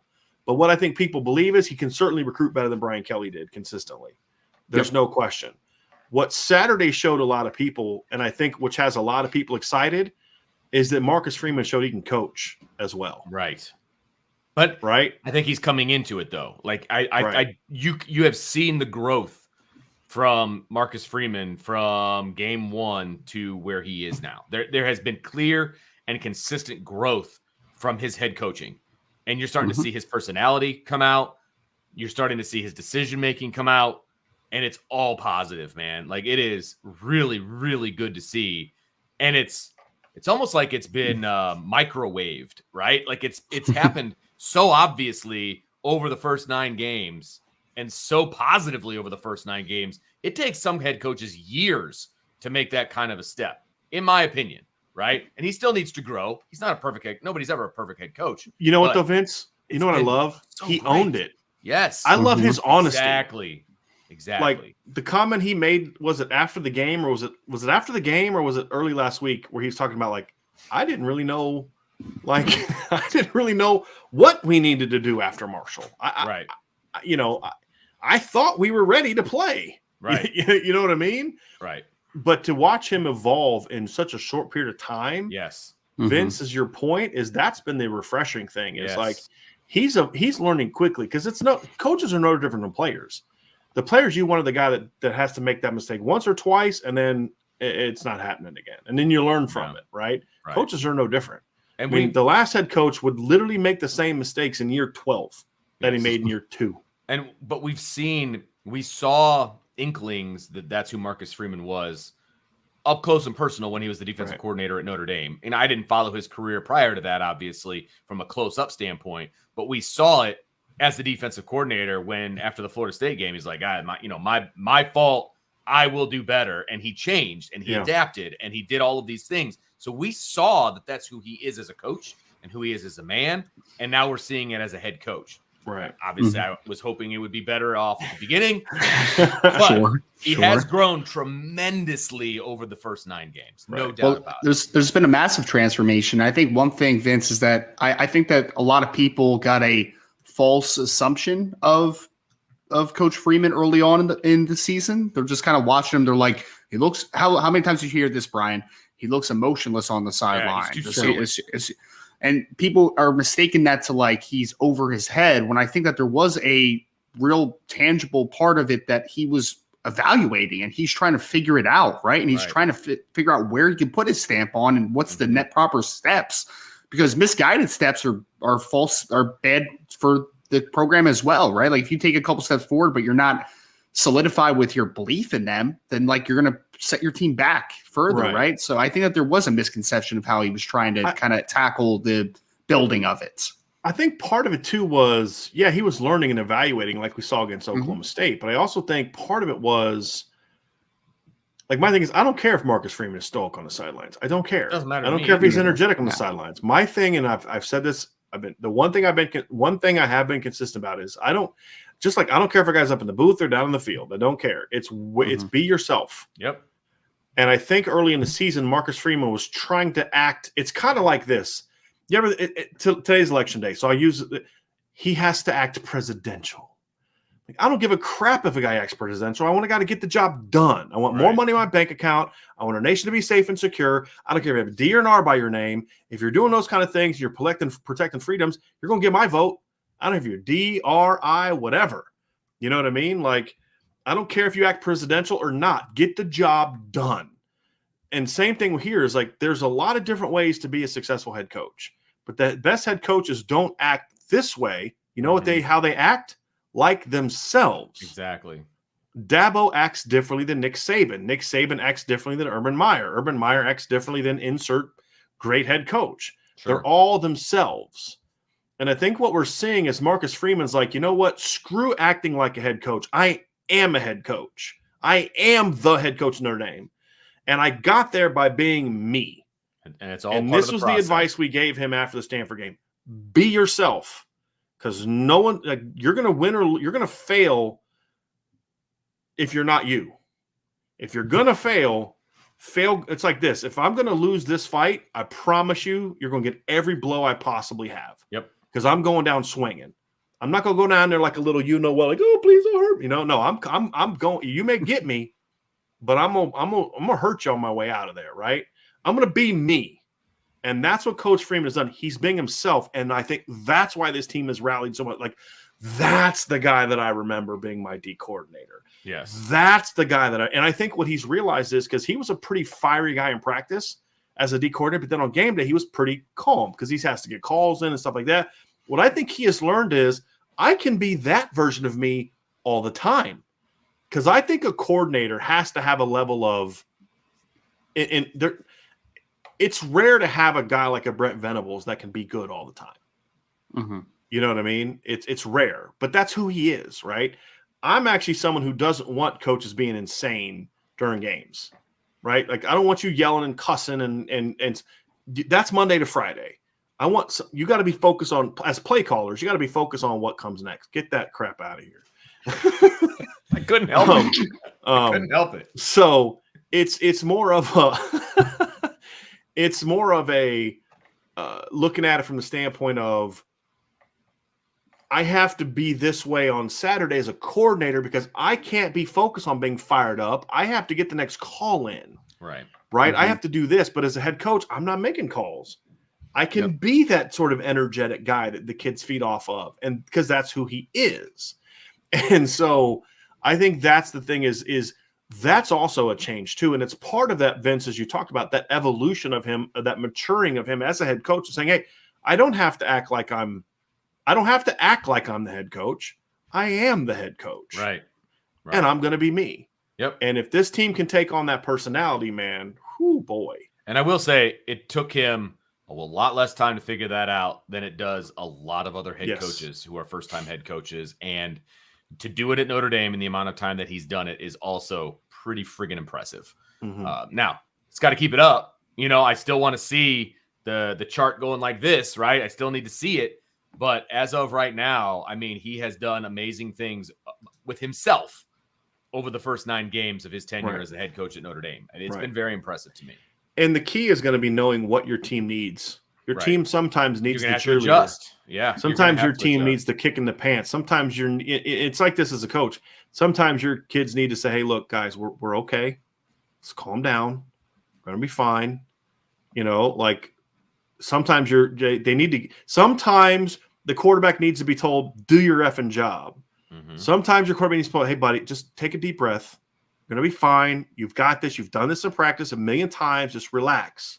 The great coaches know the difference. And that's going to be something that Coach Freeman is going to have to learn. And that's honestly something I'm not worried about because I believe I've been told by people at Cincinnati, people at Notre Dame, that's something he was pretty good at it as a coordinator.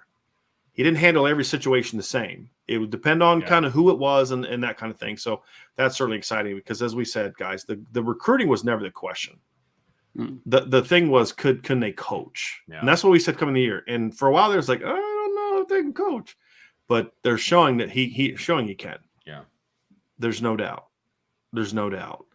And you know, like somebody said, you listen to him after the game and just kind of how he talked about how big the win was and how the previous coach talked about how big their win was on Saturday. and you just look at the dichotomy and how they, me versus us, real big difference. Mm-hmm. And that's the kind of guy people are going to want to coach with. Bingo. And the kind of guy that people are going to play for. Bingo. And that's going to be the key. So that's going to do it for this portion of the show, fellas. We have a mailbag coming up next, but that's going to do it for this portion of the show. This is going to be the next couple of weeks is going to be really, really big. It's going to be really big, as we mentioned. It's not big from an opponent standpoint. We're not going to try to pretend to tell you that, hey, this Navy game is very important from a football standpoint. This Navy game for me is important in two ways. What the game means, big picture. And if you don't know what I'm talking about, read the article that we have on the front page of irishbreakdown.com right now from Andrew McDonough. The title of the article is Notre Dame and Navy, a Bond Forged in Blood. I would encourage you to read that. If you're someone who doesn't understand why Notre Dame plays Navy, I would encourage you to read that. Or complains about it all the time. Right. The other thing about this game is, what does this game mean for Notre Dame? This is a process game, fellas. This is a game that it's not about Navy. It's not necessarily even about the triple option. It's about you and your process and who you are. And so that's what we're going to learn about this football team and moving forward. That's why this game matters. Okay. So that's going to do it for this portion of the show. We're going to have a mailbag coming up next, and I'll answer that question here when we get to the mailbag. But before we get there, hit that like button, everybody. Hit that subscribe button. Hit that notification bell. We have a link to the merch store at the bottom of this. Ryan, you can stop now. We all see it. Okay? I'm just practicing the triple option. You can stop now. You can check. You can click on the store link at the bottom of the page. Vince, see. Here's the thing. Ryan lives in Jersey. I can't go over and slap him.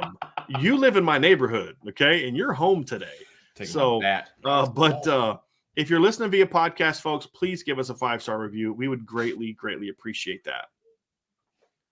So let's get into the message board, the daily mailbag portion of the show, and I want to answer this question: single digit dreams. Where can I get IB gear? As we mentioned a little bit ago, down at the bottom, you will see a link to the Irish Breakdown store.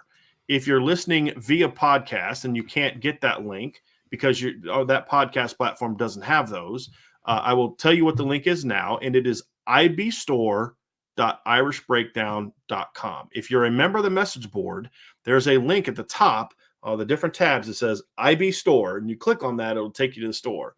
If you're not a member of the Irish Breakdown message board, the Champions Lounge, then sign up now. You can also get that link below. If you sign up for a monthly membership, you get a 10% off of your entire purchase price of of the store. If you sign up for an annual membership, you get 20% off your entire next purchase. And I know that right now we're all kind of going through tough times and everything costs more. Well, Irish Breakdown does not. We have not raised our prices at all. We don't have any intention of doing that anytime soon. It is $4.99 a month. It's not a special deal. It's not going to re-up at twice the price like some people are offering. It's $1 now, but it's going to be 10 times that next year. This is what it is. And it's $49.99 a month. So if you sign up annual, it actually saves you about $10 over the course of a year. So you're definitely going to want to check that out. And you get a discount to the membership, to the merch store. So you definitely want to check that out. So that's answers that first question. We did have some super chat, guys, and we'll get to those here now from Cody Shreve with a super chat. Thank you, Cody. Ryan, this will be for you. Any word on flipping a quarterback for 2023, and who are they looking at flipping? What transfer portal quarterbacks can we go after? I just want to say this again. I'm going to say this again. We are not going to talk about transfer portal quarterbacks during the season because the vast majority of quarterbacks who will be available are not in the portal. They're not there. So, but we can talk about the recruiting thing. But yes, we're not going to talk about portal quarterbacks until the season is over with. And just I'm going to say something I haven't said in a while. Let it play out. 2023, Ryan. Let's see what's about that. Well, I'm glad you handled the second half of that question because that was going to be my exact response, and it has been my exact response because I feel like every single show I get asked about. But in fairness, not everybody listens to every show, and not everybody makes it to the mailbag. That is fair. That is fair. Yes, but I've had to learn that. I've had to learn that over time. We'll have the offseason to talk about transfer quarterback options when guys actually get into the portal, and we get some inklings of like who are some guys that are realistic targets, right? Because there's a lot to go into those types of decisions. Flipping a 2023 quarterback. So, like, hey, at this point.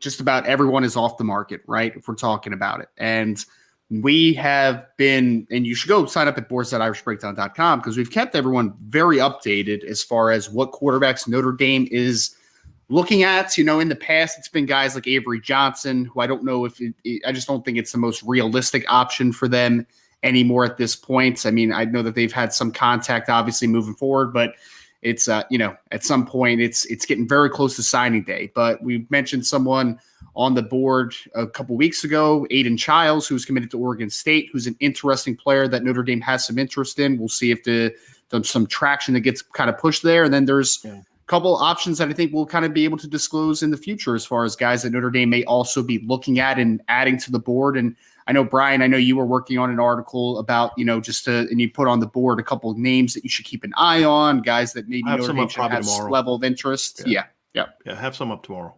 That'll be on the website, so that'll be the free part of it. So you don't have to be a member for that. But you should be a member because Brian dropped last week 2 names that he had kind of put out there as guys that should be guys that Notre Dame should look at. One that we know Notre Dame is looking at. The other guy that would be maybe a good option for them. Yes, absolutely, better should, no doubt about that. And I have another super chat here from Bill Kostrub. Bill says, I've been part of units that once they realized how good they actually were, trained even harder to figure out how good they could become. How will this play out in practice moving forward? Guys, it's kind of like, I feel like once you get that taste of, man, that was fun. What did we do to get here? Here's what you did, guys. You did this in practice, you did this in practice. Okay, let's do that again. And I think that's the kind of thing it's about, you want to taste that again. You felt how bad. Look, in a month period of time, literally in the span of 1 month, I'm going to look at this just to make sure that when I say literally, I literally am accurate. So let me just look this up here. So Notre Dame played Stanford on October 15th. They played Clemson on November 5th. They played Clemson on October 29th. So in a span of basically less than 4 weeks, you went from the feeling you had inside of you as a player and coach about losing to a god-awful team like Stanford to the joy, just whatever emotion you want to pick of smacking a team like Syracuse and then dominating a team like Clemson. It's still, both are still in you. Which one do you want to replicate? Right? Which one do you enjoy more? And I feel like when kids start getting a taste of that, like, man, like we can be pretty good. And they had fun on Saturday. Ryan, you and I were there on Sunday. So Vince and I watched the game together on Saturday against Clemson. Ryan, you and I got a chance to watch it on Sunday or Saturday the week before against Syracuse, and we were closer to the field. Those were a bunch of kids and coaches having fun playing football and coaching football. And so how you did that 2 weeks after losing to Stanford says a lot about Marcus Freeman and this coaching staff and this team. Yeah. But I think that's the thing, guys, is how I think he's right, though. Bill nailed it. Like, once you realize how good you are, but what does it mean to realize how good you are? You get that taste of success, and you're like, dude, I want that again. And you almost kind of fiend for, like, okay, let's go. I don't want to go out and practice on Tuesday, but you know what I do want to do? I want to get that feeling again on Saturday. So I'm going to slug through this Tuesday practice I really don't want any part of because it's November in South Bend, Indiana, and it's cold, and I got a final coming up, and I got this paper to do, and I got this thing going on. But you know what? I want to taste that feeling again on Saturday. I think that's really what it boils down to. There's also a layer of, and it's very cliche at this point, but you always hear like iron sharpens iron, right? And we talked about talent acquisition a bunch earlier, but when the guys that you're going against every day are some legit dudes that you need to raise your game to and play your best football, like I think that also makes you hit a level that you maybe didn't even know was there at some points too, right? So, and I think that these kids at Notre Dame especially are very smart kids, right? Like they know who needs to get better. They know where the talent is on the roster. They know the leaders as far as the most talented guys on the field, and kind of idolizing those players and being able to challenge those types of players. Like I think that as your roster gets more talented around you, the ability to kind of, have to raise your game is also a big layer to it. Guys, I want to pull something up here real quick. We have a comment here from Archer452, our resident Ohio State fan. We haven't called him that in a long time. Archer said, hey, guys, seeing as it's my birthday, can I get a go Bucks? And I'm going to say this to you right now, Archer. Yes, you can. Go Bucks. Beat the Seahawks on Sunday. Let's do it. Bam. Tampa Bay Bucks, man. Come on now. You're a Tampa Bay fan? No, but Robert Hainsey plays for him, and I'd rather do that than say go Bucks. Isn't he injured? Ohio State. He got injured. Maybe somebody else. Did he get injured? No. Did he get injured? Vince has not paid attention to the NFL since I thought I saw him on the field. He last starts game. at center for them. Yeah, yes, Vince is just. Saw my guy Roquan Smith go crazy last night for the wrong team. When you know less about the NFL than I do, that's a problem. Because I don't know a lot about. Just don't follow all the linemen in the NFL. But I'll tell you this, Archer. I'll tell you this. I'm joking with Archer here. I can't give you a go Bucks in referring to Ohio State. I can't give that to you right now. Never I'll gonna tell you happen. this. Vince. Hold on a second. If y'all beat Michigan by 2 touchdowns or more, you come back here on the next Tuesday afterwards, and you will get a go Bucks from me. Vince, you won't be on that show. You'll be working that day. Nope, you will definitely get a go Bucks from me if you beat Michigan by 2 touchdowns. There's no doubt about it. Here's my question: do you really love football if you don't know every offensive lineman in the NFL, Vince? Truth question. Well, or here's a thought: like the Notre Dame guys that are starting in the NFL, but at least he knew he got hurt in the preseason. It's all good. Yeah, I can't really bust too much. I don't know a whole Bucks lot about suck. They're terrible.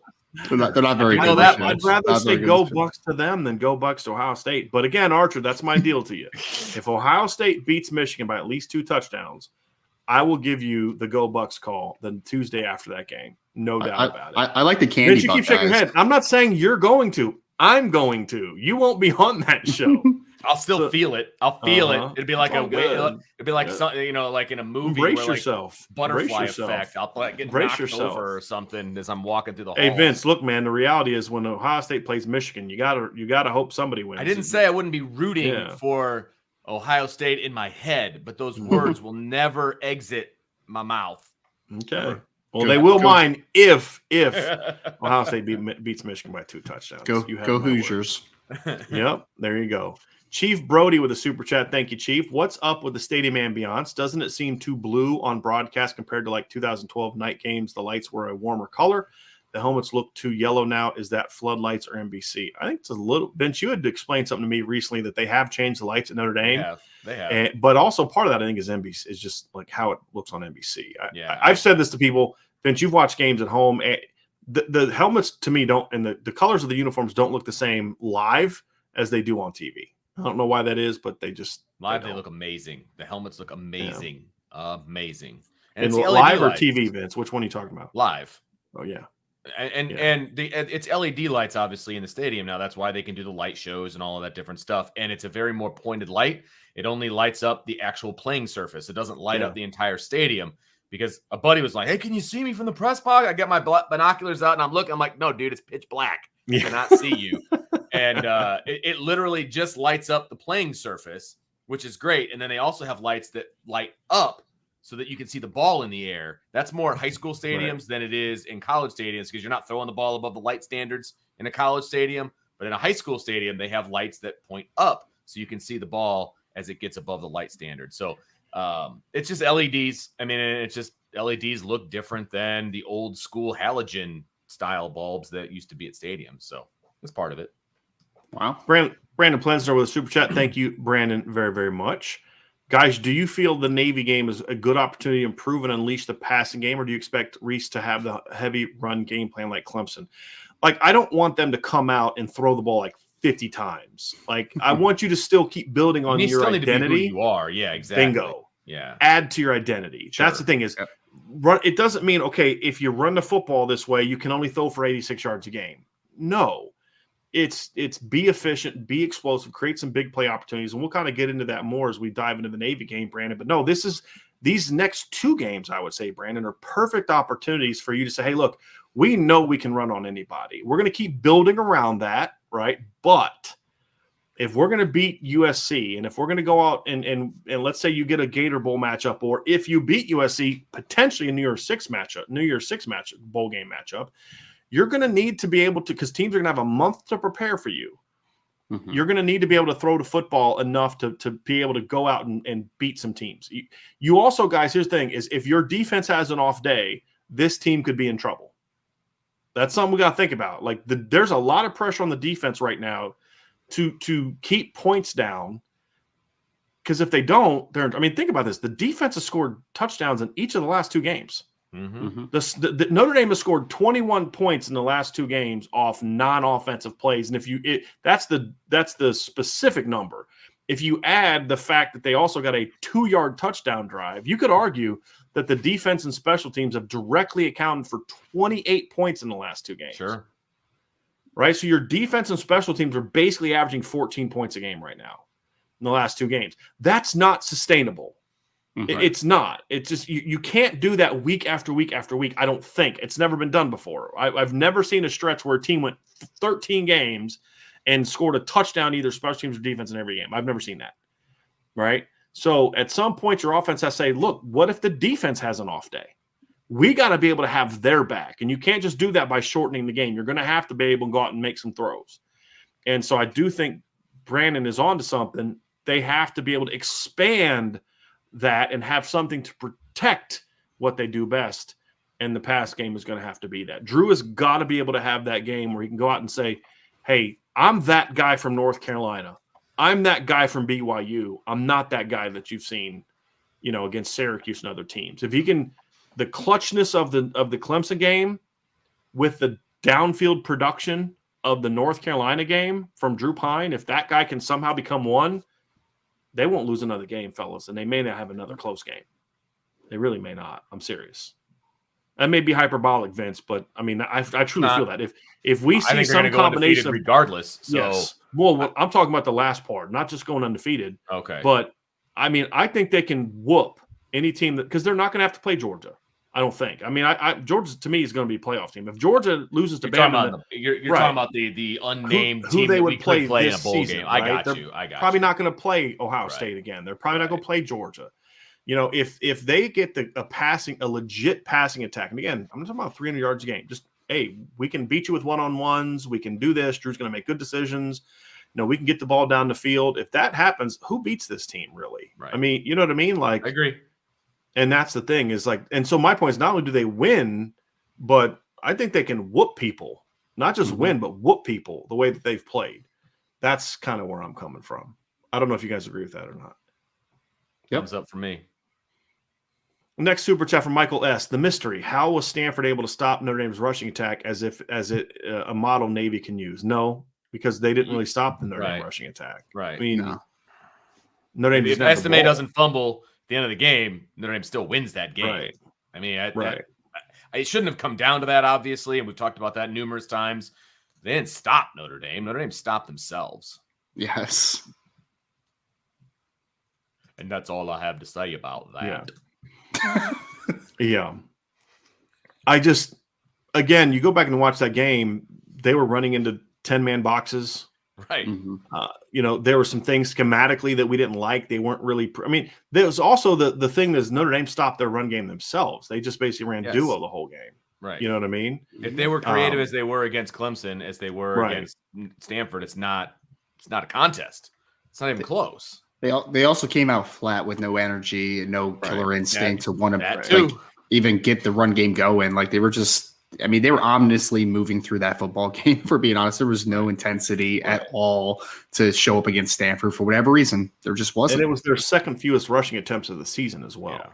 Yeah. So, you rushed for 150 yards, 4.4 yards per carry. Stanford had 2 sacks for -9 yards. So you look at it and say they had 32 carries for 159 yards of actual rushing attempts. It's not too bad. No. Right? So that they didn't really stop the Notre Dame rushing attack as much as the Notre Dame rushing attack stopped. So, we were talking after the game, like, dude, they were running 10-man boxes and with 7 blockers and pushing them 4 yards down the field. Yeah, Notre Dame offensive line played pretty well that game. They weren't bad. They weren't the issue in that football game. Agree. Michael S. also says, who do you think opts out of the Notre Dame bowl game? It's hard to say. There's so many it depends things. on who they play. We've said this before. I don't expect Michael Mayer to play in a bowl game, but what if they play LSU? I could see certain guys opting back in if to me, I'm not Michael. I'm not too worried about that right now. I'm worried about beating Navy and Boston College and USC. We'll kind of cross that bridge when we get there. I just think a lot of it, guys, depends on who they play and where. And who has definitely made their decision on if they're coming. Everybody's going to tell Michael Mayer to opt out of that game, and I think he's going to play. We'll see.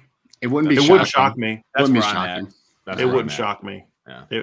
But I don't want to say that too much. Like, I don't want to say it for sure, because if he chooses not to play, he's doing what's best for himself. 100%. And if anybody's earned that right, he has. Yeah, absolutely. You know what I mean? Because of how hard he's played. Just like I view Kyron sitting out differently than I view Kyle Hamilton sitting out. Right? I just absolutely. Do. But you wonder who sets the precedent? Is it the precedent that was set by, Kyle Hamilton and Kyron Williams, or is it the precedent set by Quentin Nelson and Mike McGlinchey, who played in their bowl games at the end? Right. That's going to be the question, because they did play, and Mike McGlinchey especially could have easily decided not to play because he was actually legitimately injured. Yeah, he had a back issue. Yeah, he played banged up. Right. But he was like, I'm going out with my boys. You know what I mean? Because we got a game to go win. We have another game to win. They view it as the season's not over yet. We have another game to play. Right, exactly. I could see Michael Mayer doing that, but I just kind of it wouldn't shock me if he just if even the Notre Dame coaches stepped in and said, "Hey, dude, like, we're good.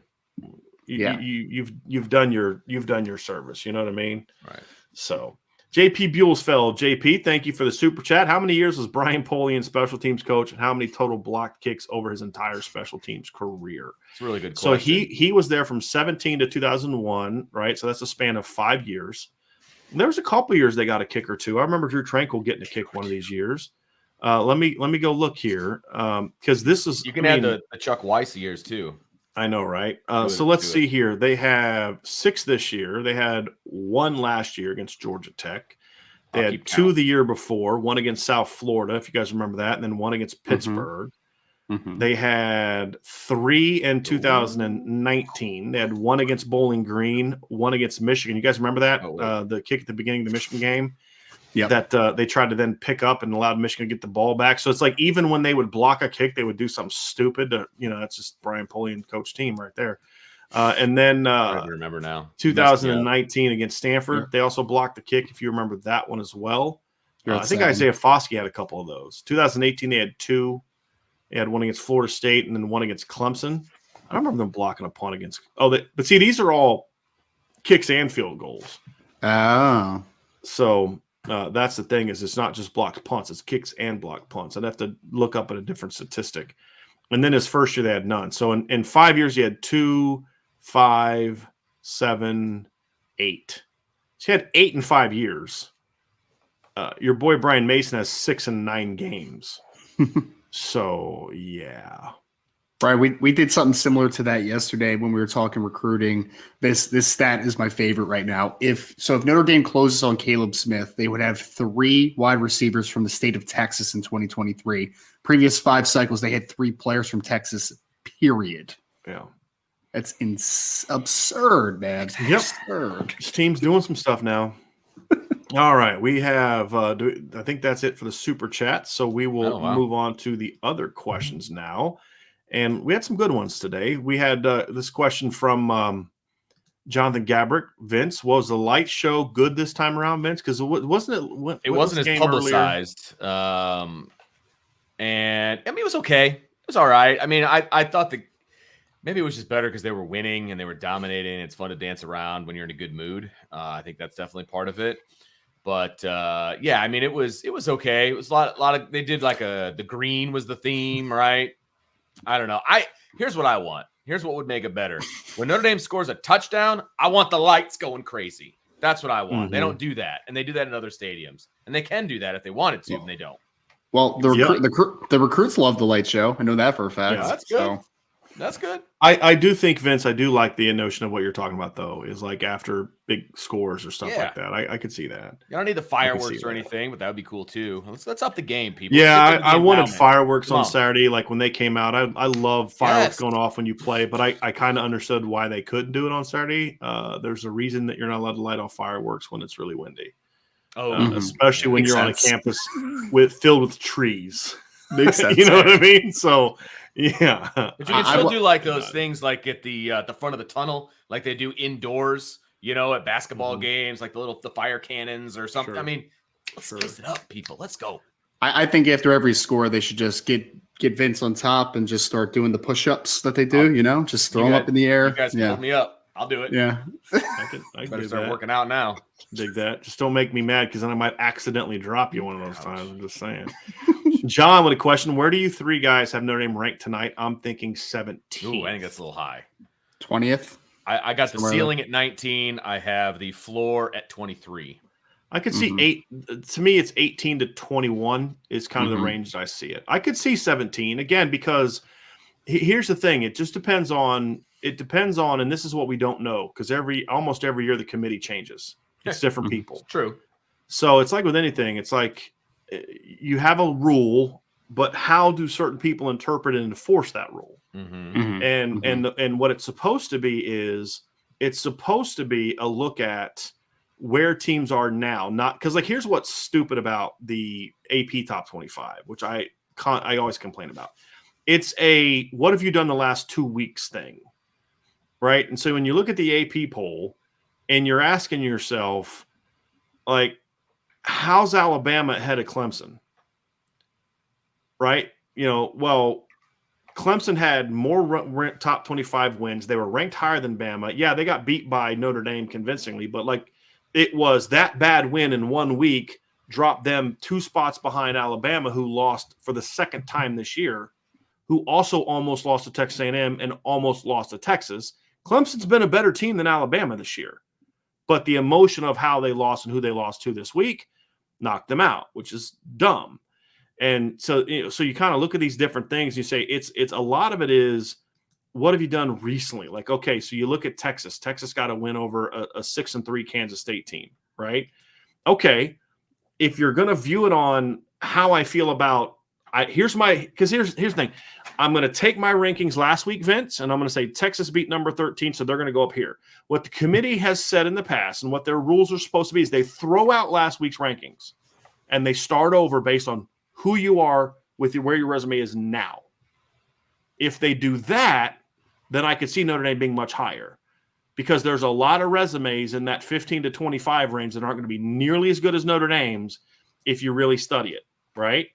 The question is will they do it that way or will they be more like the AP voters that it's more of a recency bias? I feel like LSU being 10th last week, I know they beat Bama, but it doesn't matter. It was what their resume was last week.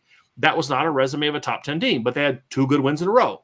And so I felt they went with the recency bias. The committee in the past has done a great job of eliminating the recency bias. So I think it just depends on who this committee is because there's a lot of new members on this year's committee. So, to Vince's point, if the committee votes like the AP, I think 19 to 20 is the very best that you're going to get. And I would say that might even be too high, Vince. I think your 22, 23 might be more reasonable. If they throw out last week rankings and start over from scratch like they're supposed to, then I could see Notre Dame definitely being inside the top 20 if you just compare resumes. But that's the thing is we don't know if they're going to compare resumes or not. This week is going to be key for Notre Dame because the next 2 games might not necessarily move the needle a whole lot for Notre Dame, right? As far as moving them up in the rankings. So if you have the illusion that Notre Dame is going to make it into a New Year's 6 game, you want to be as high as you possibly can tonight because this is where you're setting the floor. And so if you want to make it into that, you need to set the floor as high as possible. So I just don't see the needle moving a whole lot unless there's absolute chaos above them and moving up a bunch. Like now they'll get a boost when they beat USC, but you need that ceiling you need that floor to be as high as humanly possible tonight. Right. This does feel like a season of chaos, though. So you never know. It does. Oh, absolutely. Does. Well, but to your point, though, Ryan, is the next to combine your 2 points. Vince is correct. You don't have a game left on your schedule the next 2 weeks until USC. That's a needle-moving game. Vince nailed that. But Ryan, you're also correct in that they could still move up 7-8 spots because teams ahead of them keep losing. Sure.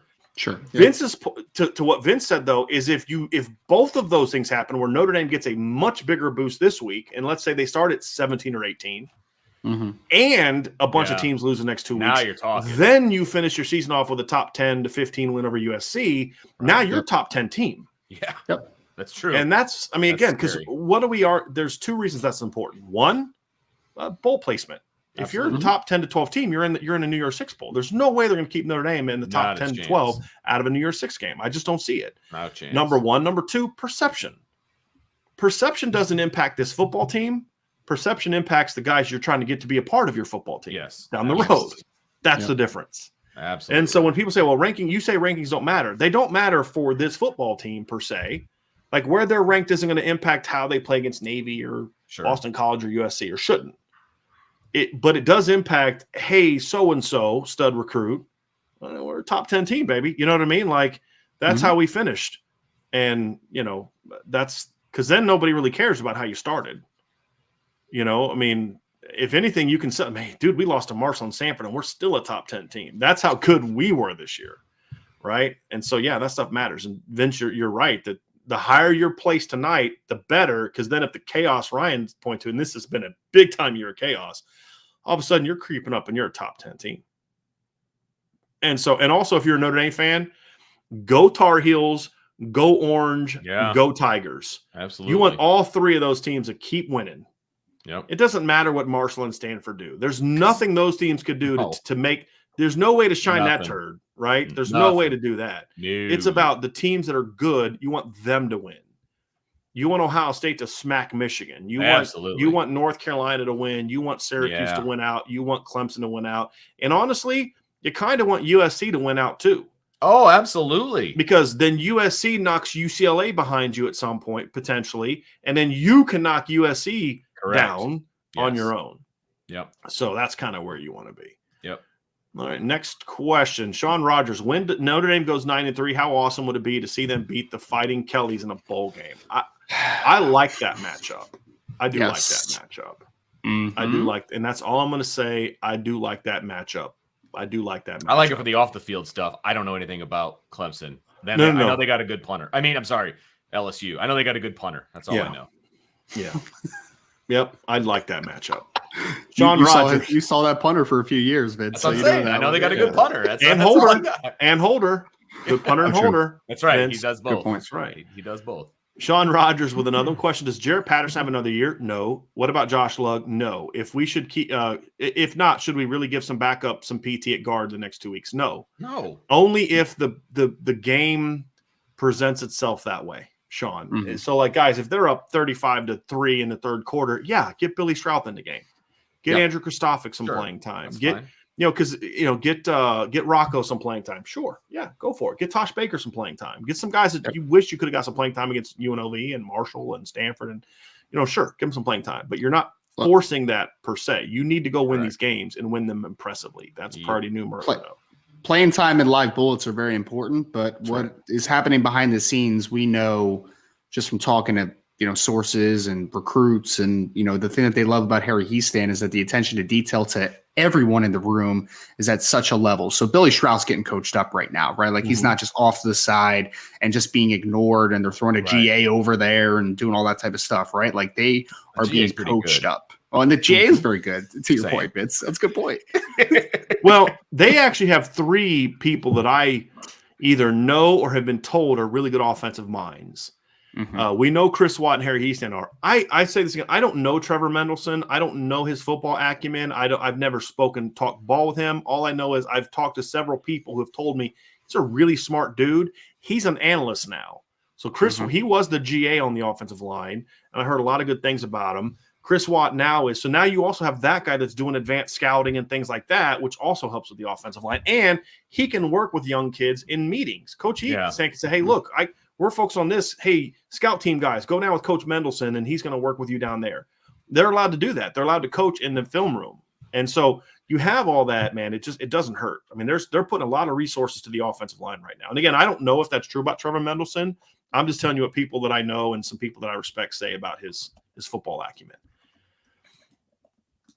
All right, D-Rock Irish with a question. Energy from the coaches, players, and the fans in the stadium. It was contagious. Agreed. There's no doubt about that. That's what I hear. When we were walking in, Brian and I went out on the balcony and we were watching the intros.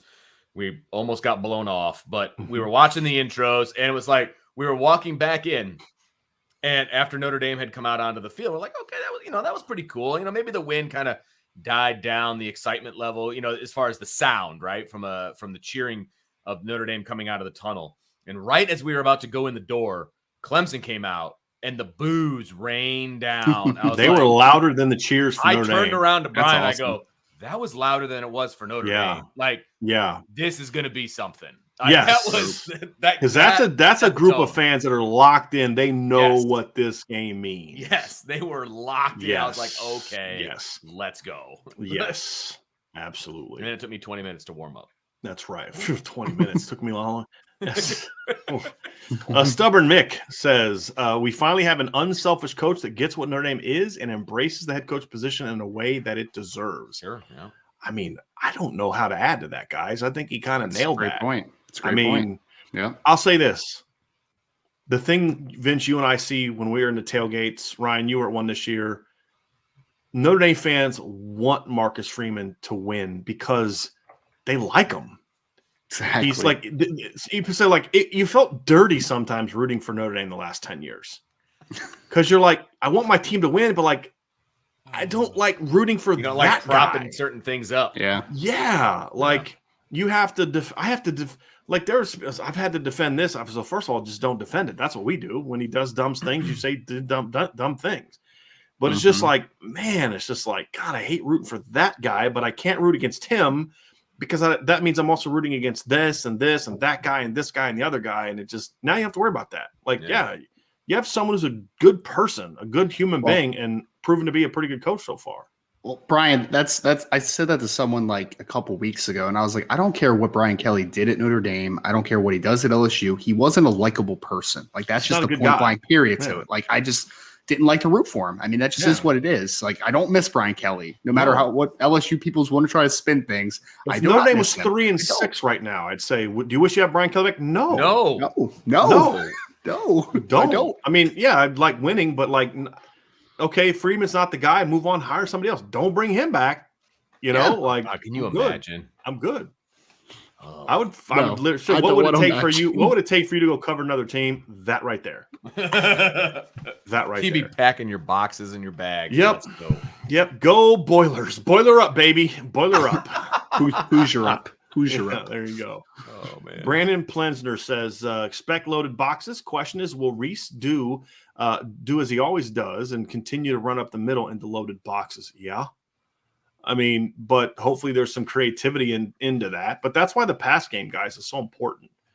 Is you've got to do things to say, hey, you may not want to load the box up that heavily. But Vince, that's what we broke down on Sunday night, though. What they did on Saturday was they did some things where that A-gap run resulted in 20-yard bounces outside because of the way they were able to create extra edges and extra gaps on the edge. Like that was key. That was key. Anthony, Vince, you guys talked about this last night, so I'll let Ryan comment on it here. That's cool. Anthony asks, what do you guys think about the Joe Wilkins transfer? And if you haven't listened, Vince and Jesse did a really good show last night on the IB Nation Sports Talk show. So you definitely want to check that out. And if you want to know what Vince thinks about it, you can listen to that. I mean, if you want to say it again, Vince, you can. But I just, all good. For the time for brevity's sake. Ryan, thoughts about Joe Wilkins transferring?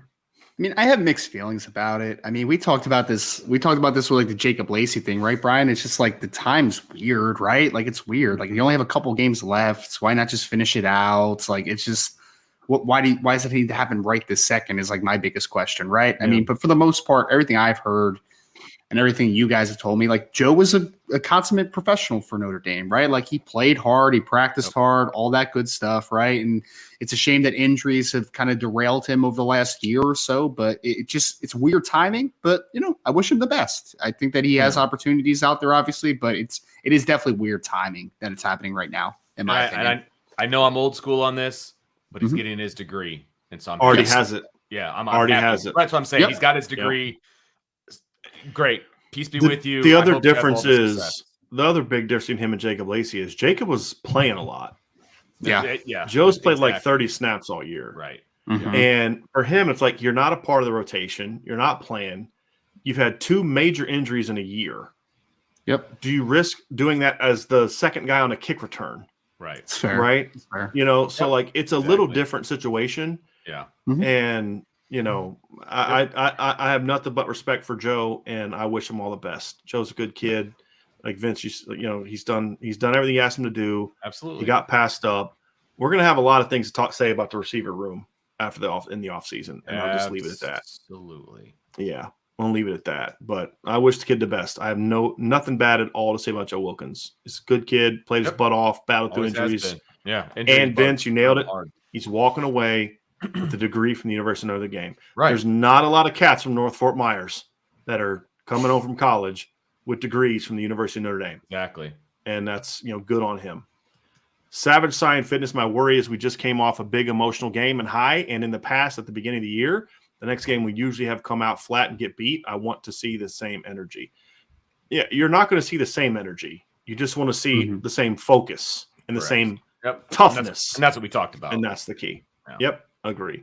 Call me Ty. I'll sneak in a mailbag question. Sophomore DB, has Philip Riley been playing safety? What's your opinion of their futures with Notre Dame? How will affect recruiting in the 24th cycle? I haven't seen Philip Riley play. I haven't seen him at all. Mm-mm. No.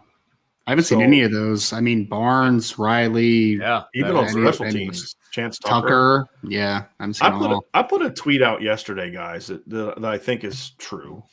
Mm-hmm. And I don't know if you guys agree with this. I said, the job that Mike Mickens has done quickly restocking this cornerback roster. Yeah. There are years in the last 10 years where guys like Chance Tucker and Ryan Barnes, at worst, are the number 3 corner on your team, and at best are starters. Mm-hmm. Mm-hmm. There's some recent teams that Ryan Barnes is probably a starting cornerback on, and Chance Tucker's a rotation guy on. And the fact that those kids can't sniff the field says a lot about, number one, his ability to develop Tariq Bracy and get Tariq Bracy back on track. Cam Hart's talent, but also they got passed up by two freshmen. Mm-hmm. And you can't say it's because they were Mickens' guys. Mickens recruited the other guys as well. It's just they're that good.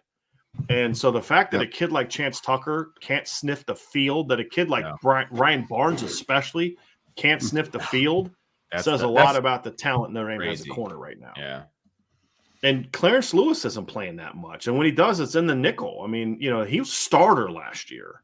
Starter at the beginning of this year. Yeah. Well, that's true. Good point. Not for very long. Well, I know, but he did start the year as the starter. Right. And he didn't get benched because he wasn't playing well. Exactly. He was playing good football. He got benched because, as we saw, Benjamin Morrison's a dude. Well, can't we – isn't that what we always ask for, though? Like, if a guy's going to get replaced, it's because their other guys are just – they raise everybody else's level, but the other guys are just playing better. Like, that's what you want from a competition in your room, and that's what you're getting in the cornerback room. That's right. That's what you want. Savage Science Fitness. Hey, Ryan, Brian, and Vince, do you think the 23 class we can get a quarterback, or will we go the portal to fill that role? Yes. Yes. Answer is yes to both questions. Yes. I mean, in seriousness, yes, we expect both. Yep. Go ahead, Ryan.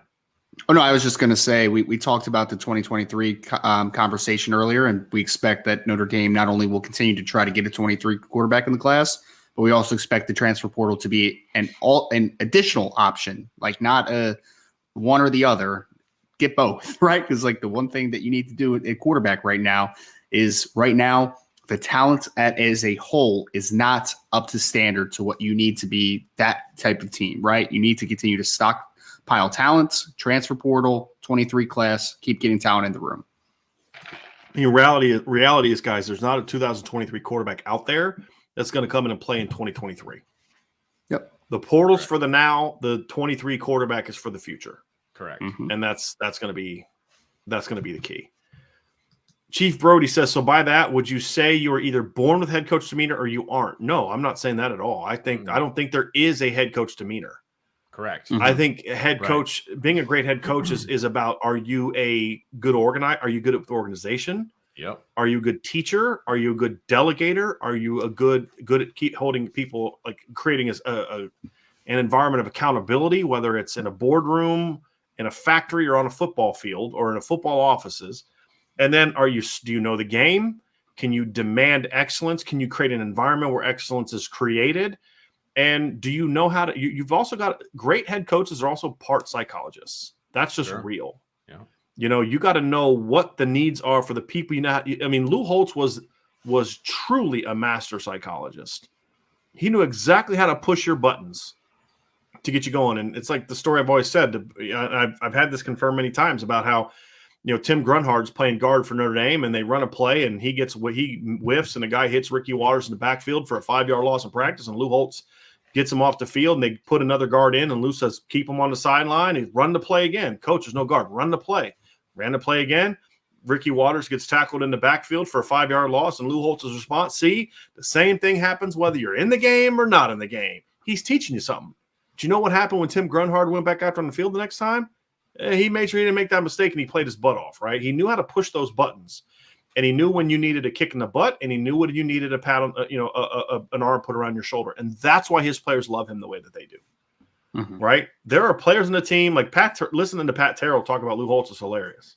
Like the thing on the 30 for 30 thing, Pat Terrell, you're the greatest receiver I've ever seen until we throw you the damn ball. You know what I mean? Like, but he loves the guy. You know what I mean? Like, it's just, it's to me, that's the final ingredient that's between a good coach and a great coach. Do you have that psychological advantage? But Vince, you and I have been around football a long time. I've seen greatness from a coaching standpoint with all types of different demeanors. Yep, absolutely. Your demeanor, a head coach demeanor is you have to, and you said this earlier, you got to be you. You have to be authentic. You have to be real. You have to be genuine. And if you are that, then you're going to be fine. But all that other stuff you talked about is really important too. That's what makes a good head coach. Your demeanor is not what makes a good head coach, period. It's a part of it. Yeah. Yes, but it's not the determiner. No doubt about that. I have a super chat here from Michael S. Lufau missed a tackle on BJU's 18-yard run to the one. If he makes it, they don't score their first TD. Michael, you just have a tendency to just kind of find the negative in everything. Everybody has a talent, right? Yeah. I mean, okay. Be positive sure. here. He missed a tackle. He had a lot of plays, too. It's not about limiting, and it's that about play, limiting opportunities. That play did not make or break the season or the game, or right. I mean, that was a garbage touchdown at that. He made a ton of plays before that to make sure that they didn't have any points up to that. Now, does that mean it's okay to have a missed tackle? I'm not saying that, but man, come on now. Also had had a missed tackle in their career. Ray Lewis and Lawrence Taylor and Big Dick Bucket. Right. I mean, look, I don't want to say it's okay to have missed tackles. It's just that, like, it's not okay, but I mean, it happens. It happens. He also made a lot of plays. We've banged on Maris a lot this year, but if you got to be able to recognize that the kid played his butt off on Saturday. Absolutely. All right, next question from Robert Bishop. How much of this incoming class do you expect to compete for meaningful playing time next year? Oh gosh, can we take a mulligan on this, Robert, and talk about this after the season signing day? Because honestly, it's gonna a lot. I mean, and the only reason I'm saying that is because we're 2 hours and 17 minutes into the show. That's a long conversation. That's like an entire show. Because that's a show. The 23 class is going to play next year a lot, guys. Part one, out of necessity. Yep. There's certain positions where they have to play, and part two is because there's guys that are just that good. Right? Like, they don't need Peyton Bowen to come in and play as a freshman, but he will because he's that good. Just like they didn't need Benjamin Morrison to come in and play as a freshman. He's not starting as a true freshman because they need him to. Right. He started as a true freshman because he's their best corner. Correct. Right now, he's their best cornerback, and he has been for weeks. Like, on this channel, we didn't start saying that this week. We've been saying that. Ryan and I have been saying that a lot over the last month. A lot. And so you want it to be more of that, but there are some guys who are going to have to just play out of necessity. And so that's a long show. But, Robert, we will discuss that more in depth, but I think receiver is definitely a position that you're going to see that for sure next year. And I think the secondary might have a guy or two as well. Like, I think Peyton Bowen and Adon Schuler are going to be very hard to keep off the football field in some sort of rotation, place. I think Peyton Bowen's maybe different than Adon, but I think they're both going to be a little bit difficult to keep off the field next season. And, I think there could be a couple linemen that have a chance to go through. I'm just saying position, like position. So, let's break it down. Charles Jagusah, starting left guard next year. It's funny. I was getting ready to say, like, don't be shocked if there's a lineman that is competing for playing time next year. Brian, we talked about that on the recruiting show like 3 weeks ago. I was like, would it be unrealistic to be like, hey, Charles, go play left guard this year? Nope. Like, it's not unrealistic. Yep. Chris Hearn says, with Dylan Edwards visiting Kansas State this past weekend, is there any cause for concern there? I'm going to say this. If a kid that was committed to Kansas State visited Notre Dame, and spent the entire game and post game liking and retweeting things about the Kansas State game, how would you feel about Notre Dame's chances of flipping him? Because that's exactly what happened with Dylan Edwards on Saturday night. He was at Kansas State, where his dad went to school, and one of his best friends is a commit. And he literally was spending the entire time liking and tweeting about the Notre Dame game, basically. Period. So is there something to worry about? Look, there's always cause for concern when kids visit. We're not going to be one of those people that just everything is sunshine and rainbows. When a kid visits another school, there's always a chance. He was committed there at one point in time. There's always a chance that he could change his mind, but we just have no intel that at all that suggests that. And there's nothing that Dylan has said or done that, has caused that concern for us. And they lost. So I think that certainly helped Notre Dame. And they did lose. Yep. Robert Thidoff, IB Crew, what is the one thing you do not want to see during the Navy game where you feel this team will have regressed from all the positives of last week against Clemson? That's a good question. Hey, Vince, I want you to give me one thing on offense that you are that you do not want to see. And Ryan, I want to hear one thing from you about that you don't want to see from the defense. It's going to make you – because that's what our whole show is about, right? Don't take a step back. Take steps forward. So, Vince, what's the one thing you could say if we see this coming out of the game on Saturday – I'm going to be a little bit concerned about whether or not this team truly learned its lesson. No effort on the edge for blocking. Okay. There has been a lot of less than stellar blocking on the edge, and I'm talking about wide receivers and space and things of that nature. If they regress to where they were at the beginning of the season, then I'm worried. Ryan, how about you? An underrated part of the game last week defensively, I think, was that for the most part, players were in position to make plays all game against Clemson, in the right gaps, in the right fit, all those types of things. In this game against Navy, they're going to test your discipline all game, whether that is as a fit player, whether that is as an assignment player, whether it is as a defensive back that gets sucked up and they throw it over your head, right? So I think assignment sound play is the thing that I'm looking for the most. And if Notre Dame comes out and, wow, here's the third option and here's the pitch and there's no pitch man, like that's not great, right? Like there's those inconsistencies, I think, are the things that I'm hoping don't happen on Saturday. I think I'm going to give you a big picture one, just a team that just goes back to showing the lack of focus that we saw coming into before the Syracuse game. Here's a super chat from Rocky Lombardi. Here's a good one, guys. This is a best Navy team you've seen in your lifetime. I'm very curious if we all have the same opinion. Because for me, it's one of two teams. But I want to get your guys' opinion on who is the best Navy team that you guys have seen in your lifetimes. Man, it's an easy one for me. Well, I don't follow Navy that closely. It's the one where they had that really dynamic quarterback, and they had 2015 Keenan Reynolds. 2015 Navy. Yeah, Keenan Reynolds. Yes, that's the one. Yes, they had a really good one with Ricky Dobbs too, didn't they? 1 year they did. Really good with Ricky Dobbs. They did.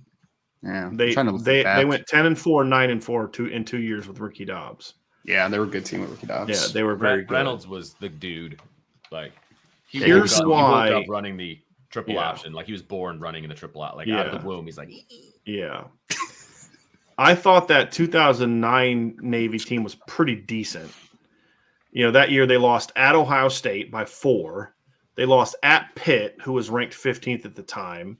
They lost to Temple, which is a bad. See, here's why that team isn't as good as 15 for me. They had some not good losses. Now that Temple team in 2009 was Al Gold's last year that got him the Miami job, right? And that was a 9-win Temple team, but then they lost to Hawaii. So they lost 4 games that year. 2 of them you completely understand. 3 of them you really understand.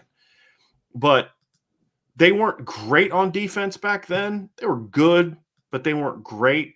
The thing I liked about that Navy team in 2015, guys, is number one, the dynamic duo of Keenan Reynolds and Chris Swain was as good of a 1-2 punch that you had. Because to be great in the option, you literally can just put in. Look, you can just put Jags out there, right? What everybody knows that just a guy. That's what that means in football. Just a guy. You can put just a guy out there at slot and be great running the triple option. You need a great quarterback and a great fullback to have a great triple option offense. Yes, sir. And Chris Swain and Keenan Reynolds were both dudes. They went over both more of 1,000 yards. But here's the thing I really liked about that 2015 Navy team, fellas. They had legit athletes on defense and at receiver. They had a kid at receiver named Jameer Tillman, who I thought was good. Was the best receiver they've had in a long time. And he was legit 6'4", athletic kid. And the other thing is they had legit athletes in the secondary. Like legit athletes in the secondary on that 2015 team, and legit athletes on all three levels of the team. I think it was like Will Thomas at a defensive end was really good. That linebackers could run.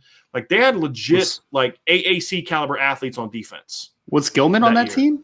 Was Gilman on that? 2015? Alohi? No. Alohi, yeah. No, he wasn't on that team. No. But he, I think his first year was, 16.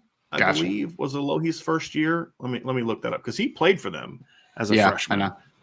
So 16, he was their number 2 leading tackler. He was a true freshman in 16. Oh, I missed an opportunity. Daniel Gonzalez, Ryan, you remember him? He was a really good linebacker for them back then. Micah Thomas was a really rangy, athletic linebacker for them back then. DJ Paulmore was a really good edge player for them. Josiah Powell was a really good edge player. Like they had legit players on that team, like legit, like AAC high level group of 5 athletes. And that's why they went 11-2. I mean, they were a really good football team. And look, Notre Dame beat them 41-24, but they competed that game. Their only other loss that year was at Houston. And that you guys remember that really good Houston team that went 13-1? That's the only that was the weirdest team ever, that 13-1 Houston team. They beat Louisville on the road. They beat Cincinnati. They beat Florida State in a bowl game. They blew out a really good Navy team. You know they lost to that year? You know their only loss that year was the Tom Herman team. Their only loss that year was to freaking UConn. Was that the Eric King? Was he the quarterback on that team? Maybe. Maybe not. I think that was a little bit before his time. It was Greg Ward was their Greg Ward. Yeah. Sorry. Other athletic kid. They look very similar. They look very similar. But yeah, that was a weird team. But that Navy team was, they were legit a good AAC team. I think they played in the AAC championship that year. Navy did, I believe. May have. So that to me is the best Navy team I've ever seen. I missed an opportunity to freak everyone out, Brian. I should have been like, 2022. Best Navy team I've ever seen. Yeah. No. They'd have known you're lying. You lost all credibility. What is Ryan having to drink today? Wayne Miller, how is Texas ranked ahead of Notre Dame in the AP poll? Because they almost beat Bama. That's why. And honestly, their losses aren't as bad as Notre Dame's losses. Notre Dame is being punished for their losses, and up until this week, that's fine. I got it. I had no problem Notre Dame not being ranked last week. No, me neither. None. Zero. You're not a top 25 team because you beat Syracuse and North Carolina when you also lost to Marshall and Stanford. You've now negated those to a degree to enough to be in the top 25 now. From a pollster standpoint, yes. I'm not getting into that other conversation. Right. Now, are there teams that Notre Dame should have been ahead of last week? Yeah, sure. But we lost to Marshall and Stanford. You're splitting hairs. You're talking about 25th or 24th ranked team. They were 27th. They should have been 22nd. Whatever. Like whatever. Right. This week, there's no doubt that the argument will be much greager. Correct. Tune in at 7:30 tonight. Yes, that's right. 7:30 tonight. We will be going live. 7:30. Beefeater. Would you rather have to teach the triple option as a coach or run the triple option as a player? Well, I've done both, and I can say the answer is neither. And we're going to quickly move on. Beefeater also asked Brian, Vince, and Ryan. Hey, you're the one that's got to go, buddy. I'm just looking out for you, Vince. Brian, Vince, and Ryan. In your opinions, what is the most exciting play in football? Block punt, pick six, successfully running the same play on top rush defense over and over again. Well, the last one is not a play, so it's a little different. That's true. What would you guys say is the most exciting play in football? Punt return for a touchdown. Oh, yeah. I'm with you. Like kick returns are exciting too, so are pick sixes, but like punt return, like I just think about like Dante Hall just like zigging and zagging everywhere. You got to move, you got to jive, you got to make guys miss. Yeah, absolutely. So since it's a play, it's all one play. I think I'm going to have to go with a defensive touchdown, a long defensive touchdown. And it can be one of two ways. It can be a strip sack fumble return, like where a big guy does it, like Myron Tungvaloa, because like it's kind of like, okay, can he get there? Can it, is he going to get there? Or a play like Benjamin Morrison. And the reason why is because for me, the thing about a punt block and a kick return and a pick six is they're all huge momentum shifts. Bingo. And I think your biggest level of excitement comes from when you have this big emotional shift, right? Where you're like, man, they're driving. And that's kind of, to me, why a pick six is a little bit more a deep pick six like the one Benjamin Morrison has, even more than a punt block or a kick return, because on those plays, you've made a stop. You've done your job. You're about to get the ball back on a punt return, punt block. A kick return is number 2 for me for the same reason. You just gave up a score. There's a negative emotion, and bam, you go right back down to score. That's an exciting thing for me. But that's number 2 behind it, like a long pick six, because you got Clemson's driving. They're about to score, and then bam, Benjamin Morrison picks them off and takes it back. Those are my 2. And I'd put punt block for a touchdown third. That's my list.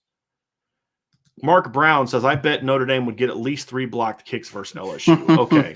I have no idea, but guys, Vince, how excited? These words have never come out of my mouth. I'm excited to see the special teams in that matchup.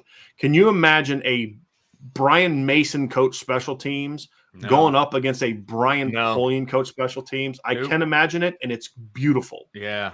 Yeah, it's things dreams are made out of. Brian, do you remember when you went on that podcast and that guy argued with you that Brian Polian was a good special teams coach? That guy said a lot of dumb things that night, but that was probably the worst one, though. Took the cake. Probably the worst one. And then he proceeded to piss away the Florida State game that next week, which was glorious. Yeah, he did. So, yeah, it was wonderful. He did. Absolutely wonderful. Irish Blooded. We actually had a super chat down here from Michael S. How did Zeke Carrell play? How has he improved? Ryan, you want to take a crack at that one?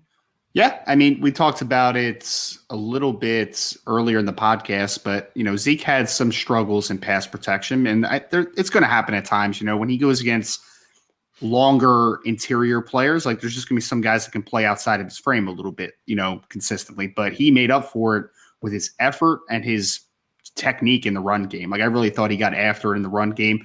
It's leaps and bounds, Michael, if we're being honest. Like, the first couple weeks of Zeke the start of the year, you were kind of like, man, this is like the same guys last year. Like, it seemed like that, right? Mm-hmm. But over the last 5 games or so, he's playing very good and consistent football. Zeke has transformed, man, back into the guy we thought he was going to be going into last year, which is great to see.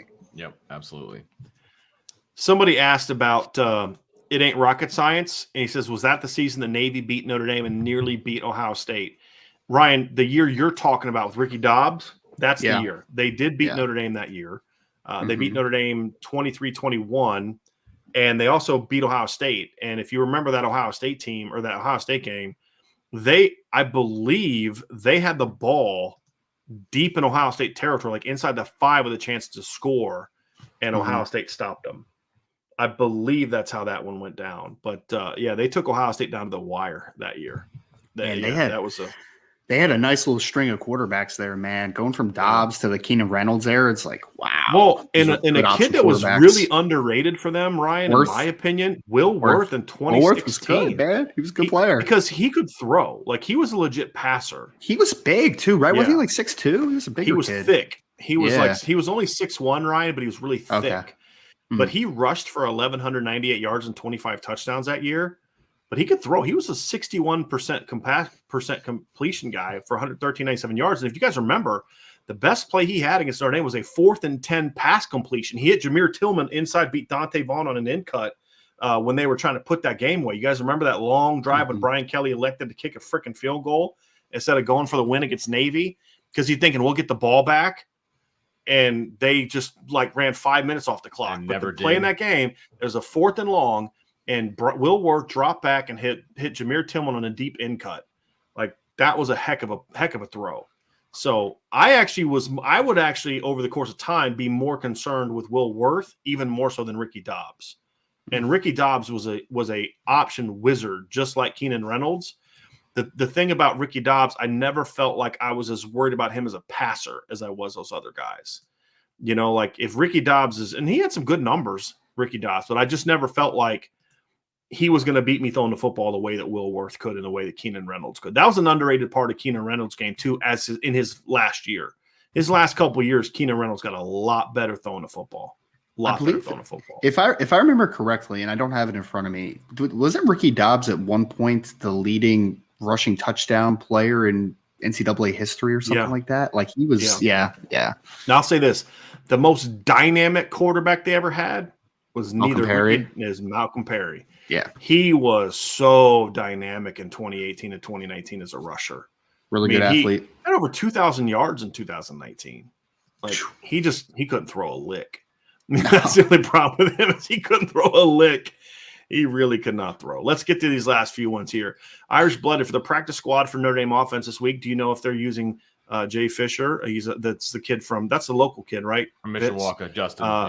Was an option quarterback through high school. I don't know for a fact, but I'm pretty sure they're still using Chase Ketterer because he's still on the team and he did it the last couple of years. But he was recruited. He was recruited to be that next guy. He's just from not what Fisher is. Yeah, okay. But he's just not doing it as a true freshman. If they get Brandon Hillman in 2023, he could be the option quarterback for real. For real, I'd take that. Dexter Domer, how do you guys feel about our wide receiver coaching this year? It's a good question. Vince, you want to take a crack at that? It's improved for me over the past few games because there was a lot of things early on in the season. It's like nothing's changed, and it's very frustrating. But things have definitely changed. There's a renewed emphasis on blocking. There's a renewed emphasis on technique. There's a renewed emphasis on route running. And there's a renewed emphasis, and I don't think this is just the wide receiver coaching, but there's a renewed emphasis on getting the right guys on the field. Yeah. Mm-hmm. So, I don't think that's. I will say this. I can say this with pretty good certainty. The receivers coach finally got his way. There you go. More so than, and that's what I figured, right. And that's why I hesitated to bring it up. Yeah. But that is part of it because now you've got the right guys on the field. Yep. Somebody said, Ed said, Roger Staubach was the best. But the question was, who was the best quarterback you've seen in your lifetime? Mm-hmm. I believe Roger Staubach stopped playing in the 60s when my dad was a child. Yes. Yeah. So not in my lifetime, my friend. Not in my lifetime. All right. Next question I'll say receiver coaching. It was even earlier in the year, it was better than it had been. It is significantly better now. It wasn't the gap that I was hoping for at the beginning of the season. Correct. It is now. Yeah. The issues that they're having now are more mental and then just not at that position. Because, dude, they've been getting open all year. I agree with that. Too. There's no doubt. Mitchell Connor, is Buckner just not going to be an option for next year? He definitely is going to be an option. I still think he starts next year. Yeah. With not knowing who the transfer portal guy is, agree.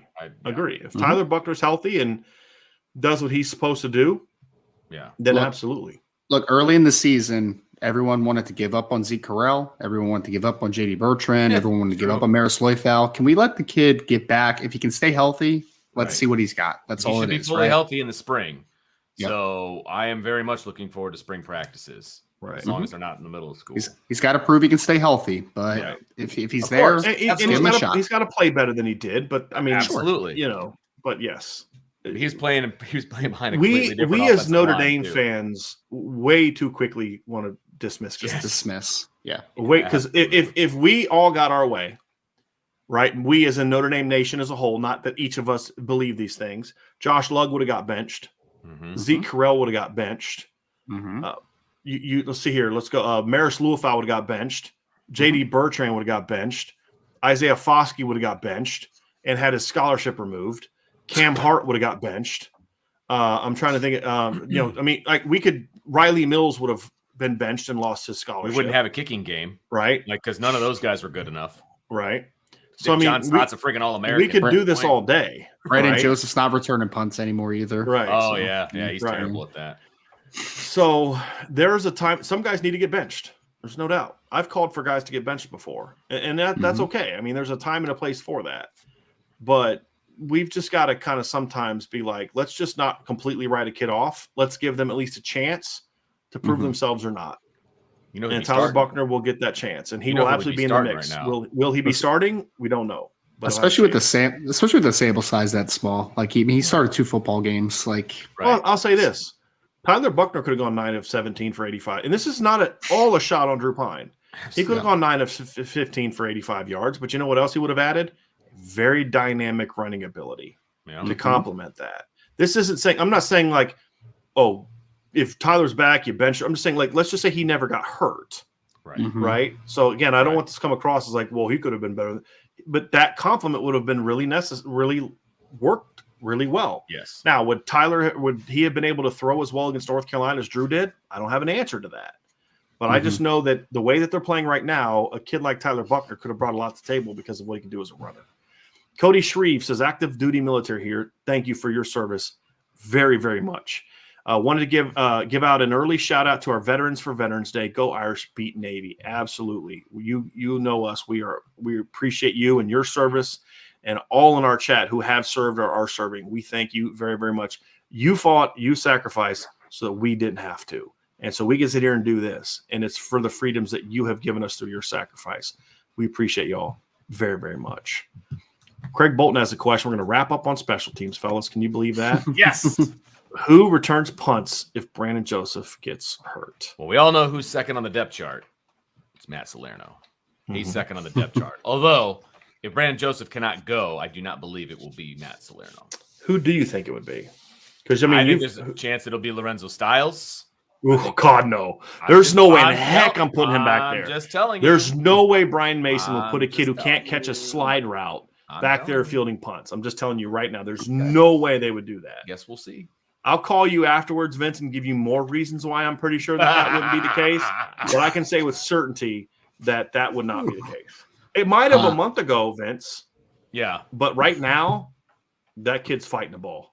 Like, you're right. There's other things going on. I would like to see somebody like Ben Morrison. Like, if somebody from the defense, if they're going to do it, let's put Ben Morrison back there. Let's go. Let's have somebody with some dynamics. Can we get a 2023 kid to pop on the team for a couple weeks? Hey, Peyton Bowen, here's a helmet. You're going to pretend that you're this guy. Yeah. Micah Bell, go back there, sir. Yeah. Yeah. You know, that's an interesting thing. I mean, I would consider. I mean, there's several guys I would consider. I mean, I think Xavier Watts is a guy that I would consider. Jaden Mickey's a guy that I would consider. Benjamin Morrison, Vince, you kind of talked about. Jaden Mickey. Jaden Mickey's interesting. Jaden Mickey's interesting. He'd be a guy that I would consider because he's strong. Jaden's strong for a young kid, too. And you've got to have that guy that can, Chris Tyree's not really for me one because I think you need a guy that can make that first guy miss. He's a kick returner, not a punt returner. And I love Chris Tyree as a player, but he's not like that juke, make that guy miss kind of guy. He's more of that find that hole and hit that hole, so kick returner. But I mean, if you're feeling like because of the way here's the caveat though. If you're feeling like you are that team that because of our pressure, we're going to get that guy to hit more line because Brandon Joseph caught the ball in a lot of there's nobody in front of him situations this year. Mm-hmm. Chris Tyree might be able to do something with that. You know what I mean? So, yeah. So we're not going to end on a special teams. We have two more questions we're going to get to, guys, here, and then we are going to get out of here. We have a super chat from Connor Grant. It says, will the game plan against Clemson work against USC? Would love to run it down USC's throats and watch Lincoln Riley panic about facing us for years. Doesn't matter what your offensive game plan is against USC, it'll still work. Well, it will work, but will it work enough to where you can score more points than their offense? They have a much better offense than Clemson does. Absolutely. So will it work? If working means winning, if it has a more complimentary pass attack, yes, it can. I mean, Jack Plummer just threw for 400 yards against them also. Keep in mind, guys, the game plan against Clemson was going to be for more passing. Not like 39 passes, but the wind played a big role in that. Yes, they worked on stuff. I was told, and we'll have this next question will lead into that, but I was told that there was definitely some vertical passing game stuff that they were working on last week for Clemson that they just couldn't get to because of the conditions. And because Clemson never stopped it, and their offense never put you in the kind of bind where you needed to go out of what you did. Yeah. So that would be the difference. It depends on the Notre Dame defense too. Tom Spagnola with the last question. This will be the last question. Brian, did you have some inside info on the team vibes before the Clemson game? You seem very positive during the week. I put a sizable bet on them to win. Might owe you a cut. Hey, I'm all for it. As long as if you make a bet and you lose because of something I said, that you don't then look for some sort of compensation from that. I didn't hear anything until later in the week. Honestly, what I said last week was what was the truth. As soon as I started watching that film, I'm like, dude, Notre Dame, if Notre Dame plays their game, they're better than this team. And here's the other thing too, guys, and you both know this because I talked to you about this privately as well. The thing for me was I never felt like it was a home versus away thing. I thought it was playing to the level of the competition thing. And I looked at this Clemson team, and I did not fear their wide receivers. partly because we here at Irish Breakdown have a much greater confidence level in the secondary than I think maybe a lot of people do. That they did not fear me. They scare me. I had no fear of those Clemson receivers. You watch their offensive line, they're okay. But Ryan, you and I talked about this in text all week. Is like, these kids don't move real well. They're not that great. This D-line should match up well against them. And then you're looking at the other side, it's like we thought they could throw the ball on them. The funny thing is, the one thing I didn't think Notre Dame was going to be able to do is one of the things that fueled the victory, and that is like just run on them when they knew it was coming and there's nothing to do about it. Like, if you'd have told me Notre Dame was going to run for 263 yards, I told my dad this today. If you'd have told me, Vince would have told me, hey, Brian, hey, look, man, I was able to go in the future, and if I was only there for a split second, and all I saw is that Notre Dame wins and rushes for 263 yards. That's all I know. I said, I'll bet you $20 Drew Pine hit a couple bombs at the beginning of the game to soften up the defense that helped the offense open up some big runs. Chris Tyree's going to go for 60 and, that kind of thing. I would not have dreamed that they'd have rushed for 263 and thrown for less than 90 yards, and their longest run was only 20 yards. Like, so that's the thing, is like, it was other stuff that led me to believe that they were going to win the game. I just was confident in it. I did. And as I said, I know statistical data. I just looked at Clemson's film and I looked at Notre Dame's film, and I said, if Notre Dame plays their game, they're going to beat Clemson. And they have played their game when they play good teams. That's just the reality of it. That's the reality of it. So, yeah. And they beat a really good football team. So that's going to do it. Guys, great work today, Ryan and Vince. Very, very, very well done, fellas. Thank you all for joining us. These last couple shows have gone a lot longer, like our old school 3-hour-long shows, but they don't seem like it. It's just great conversation, great questions, great engagement from the community here. You guys have been on fire this week here at the IB. The IB Nation has been on fire this week. There's no question about it. So, guys, great job. Listen, everybody, do us a favor. Please hit that like button. Please subscribe to our channel if you already haven't. Hit that notification bell. Sign up for the message boards, okay? As you see here, Vince has got the shows. IB Nation Sports Talk goes live tonight at 6 o'clock. Vince, are you going to be on that show tonight, or is it just Jesse and Sean? So Jesse and Sean will be on there tonight. Vince will be on at 7:30 with me. We'll see if we can talk Ryan into being a part of it, and Sean Davis will be a part of it. We'll try. We'll see. If not, but at the very least, you'll get me and Vince. Or is it Vince and I? Excuse me. You'll get Vince and I. And we're going to break down the rankings, which we fully expect Notre Dame to be in the top 25. So we'll have that tonight as well. Sign up for the message boards at boards.irishbreakdown.com. We're going to have some more intel coming here for you as we get into the offseason with recruiting. We'll have even more and more intel. Lots of great conversation as well, even when there is no intel. Tons of great conversation. Great community. We really do have a great community there. There's no question about it. And, of course, check out the website at irishbreakdown.com. And if you're listening via podcast, we would greatly appreciate a 5-star review. So for Vince and Ryan, Vince, we're getting so much better at knowing where to point. Right? I know. For Vince and Ryan, I'm Brian. Have a great rest of your day, and we will talk to you again very, very soon on the Irish Breakdown podcast.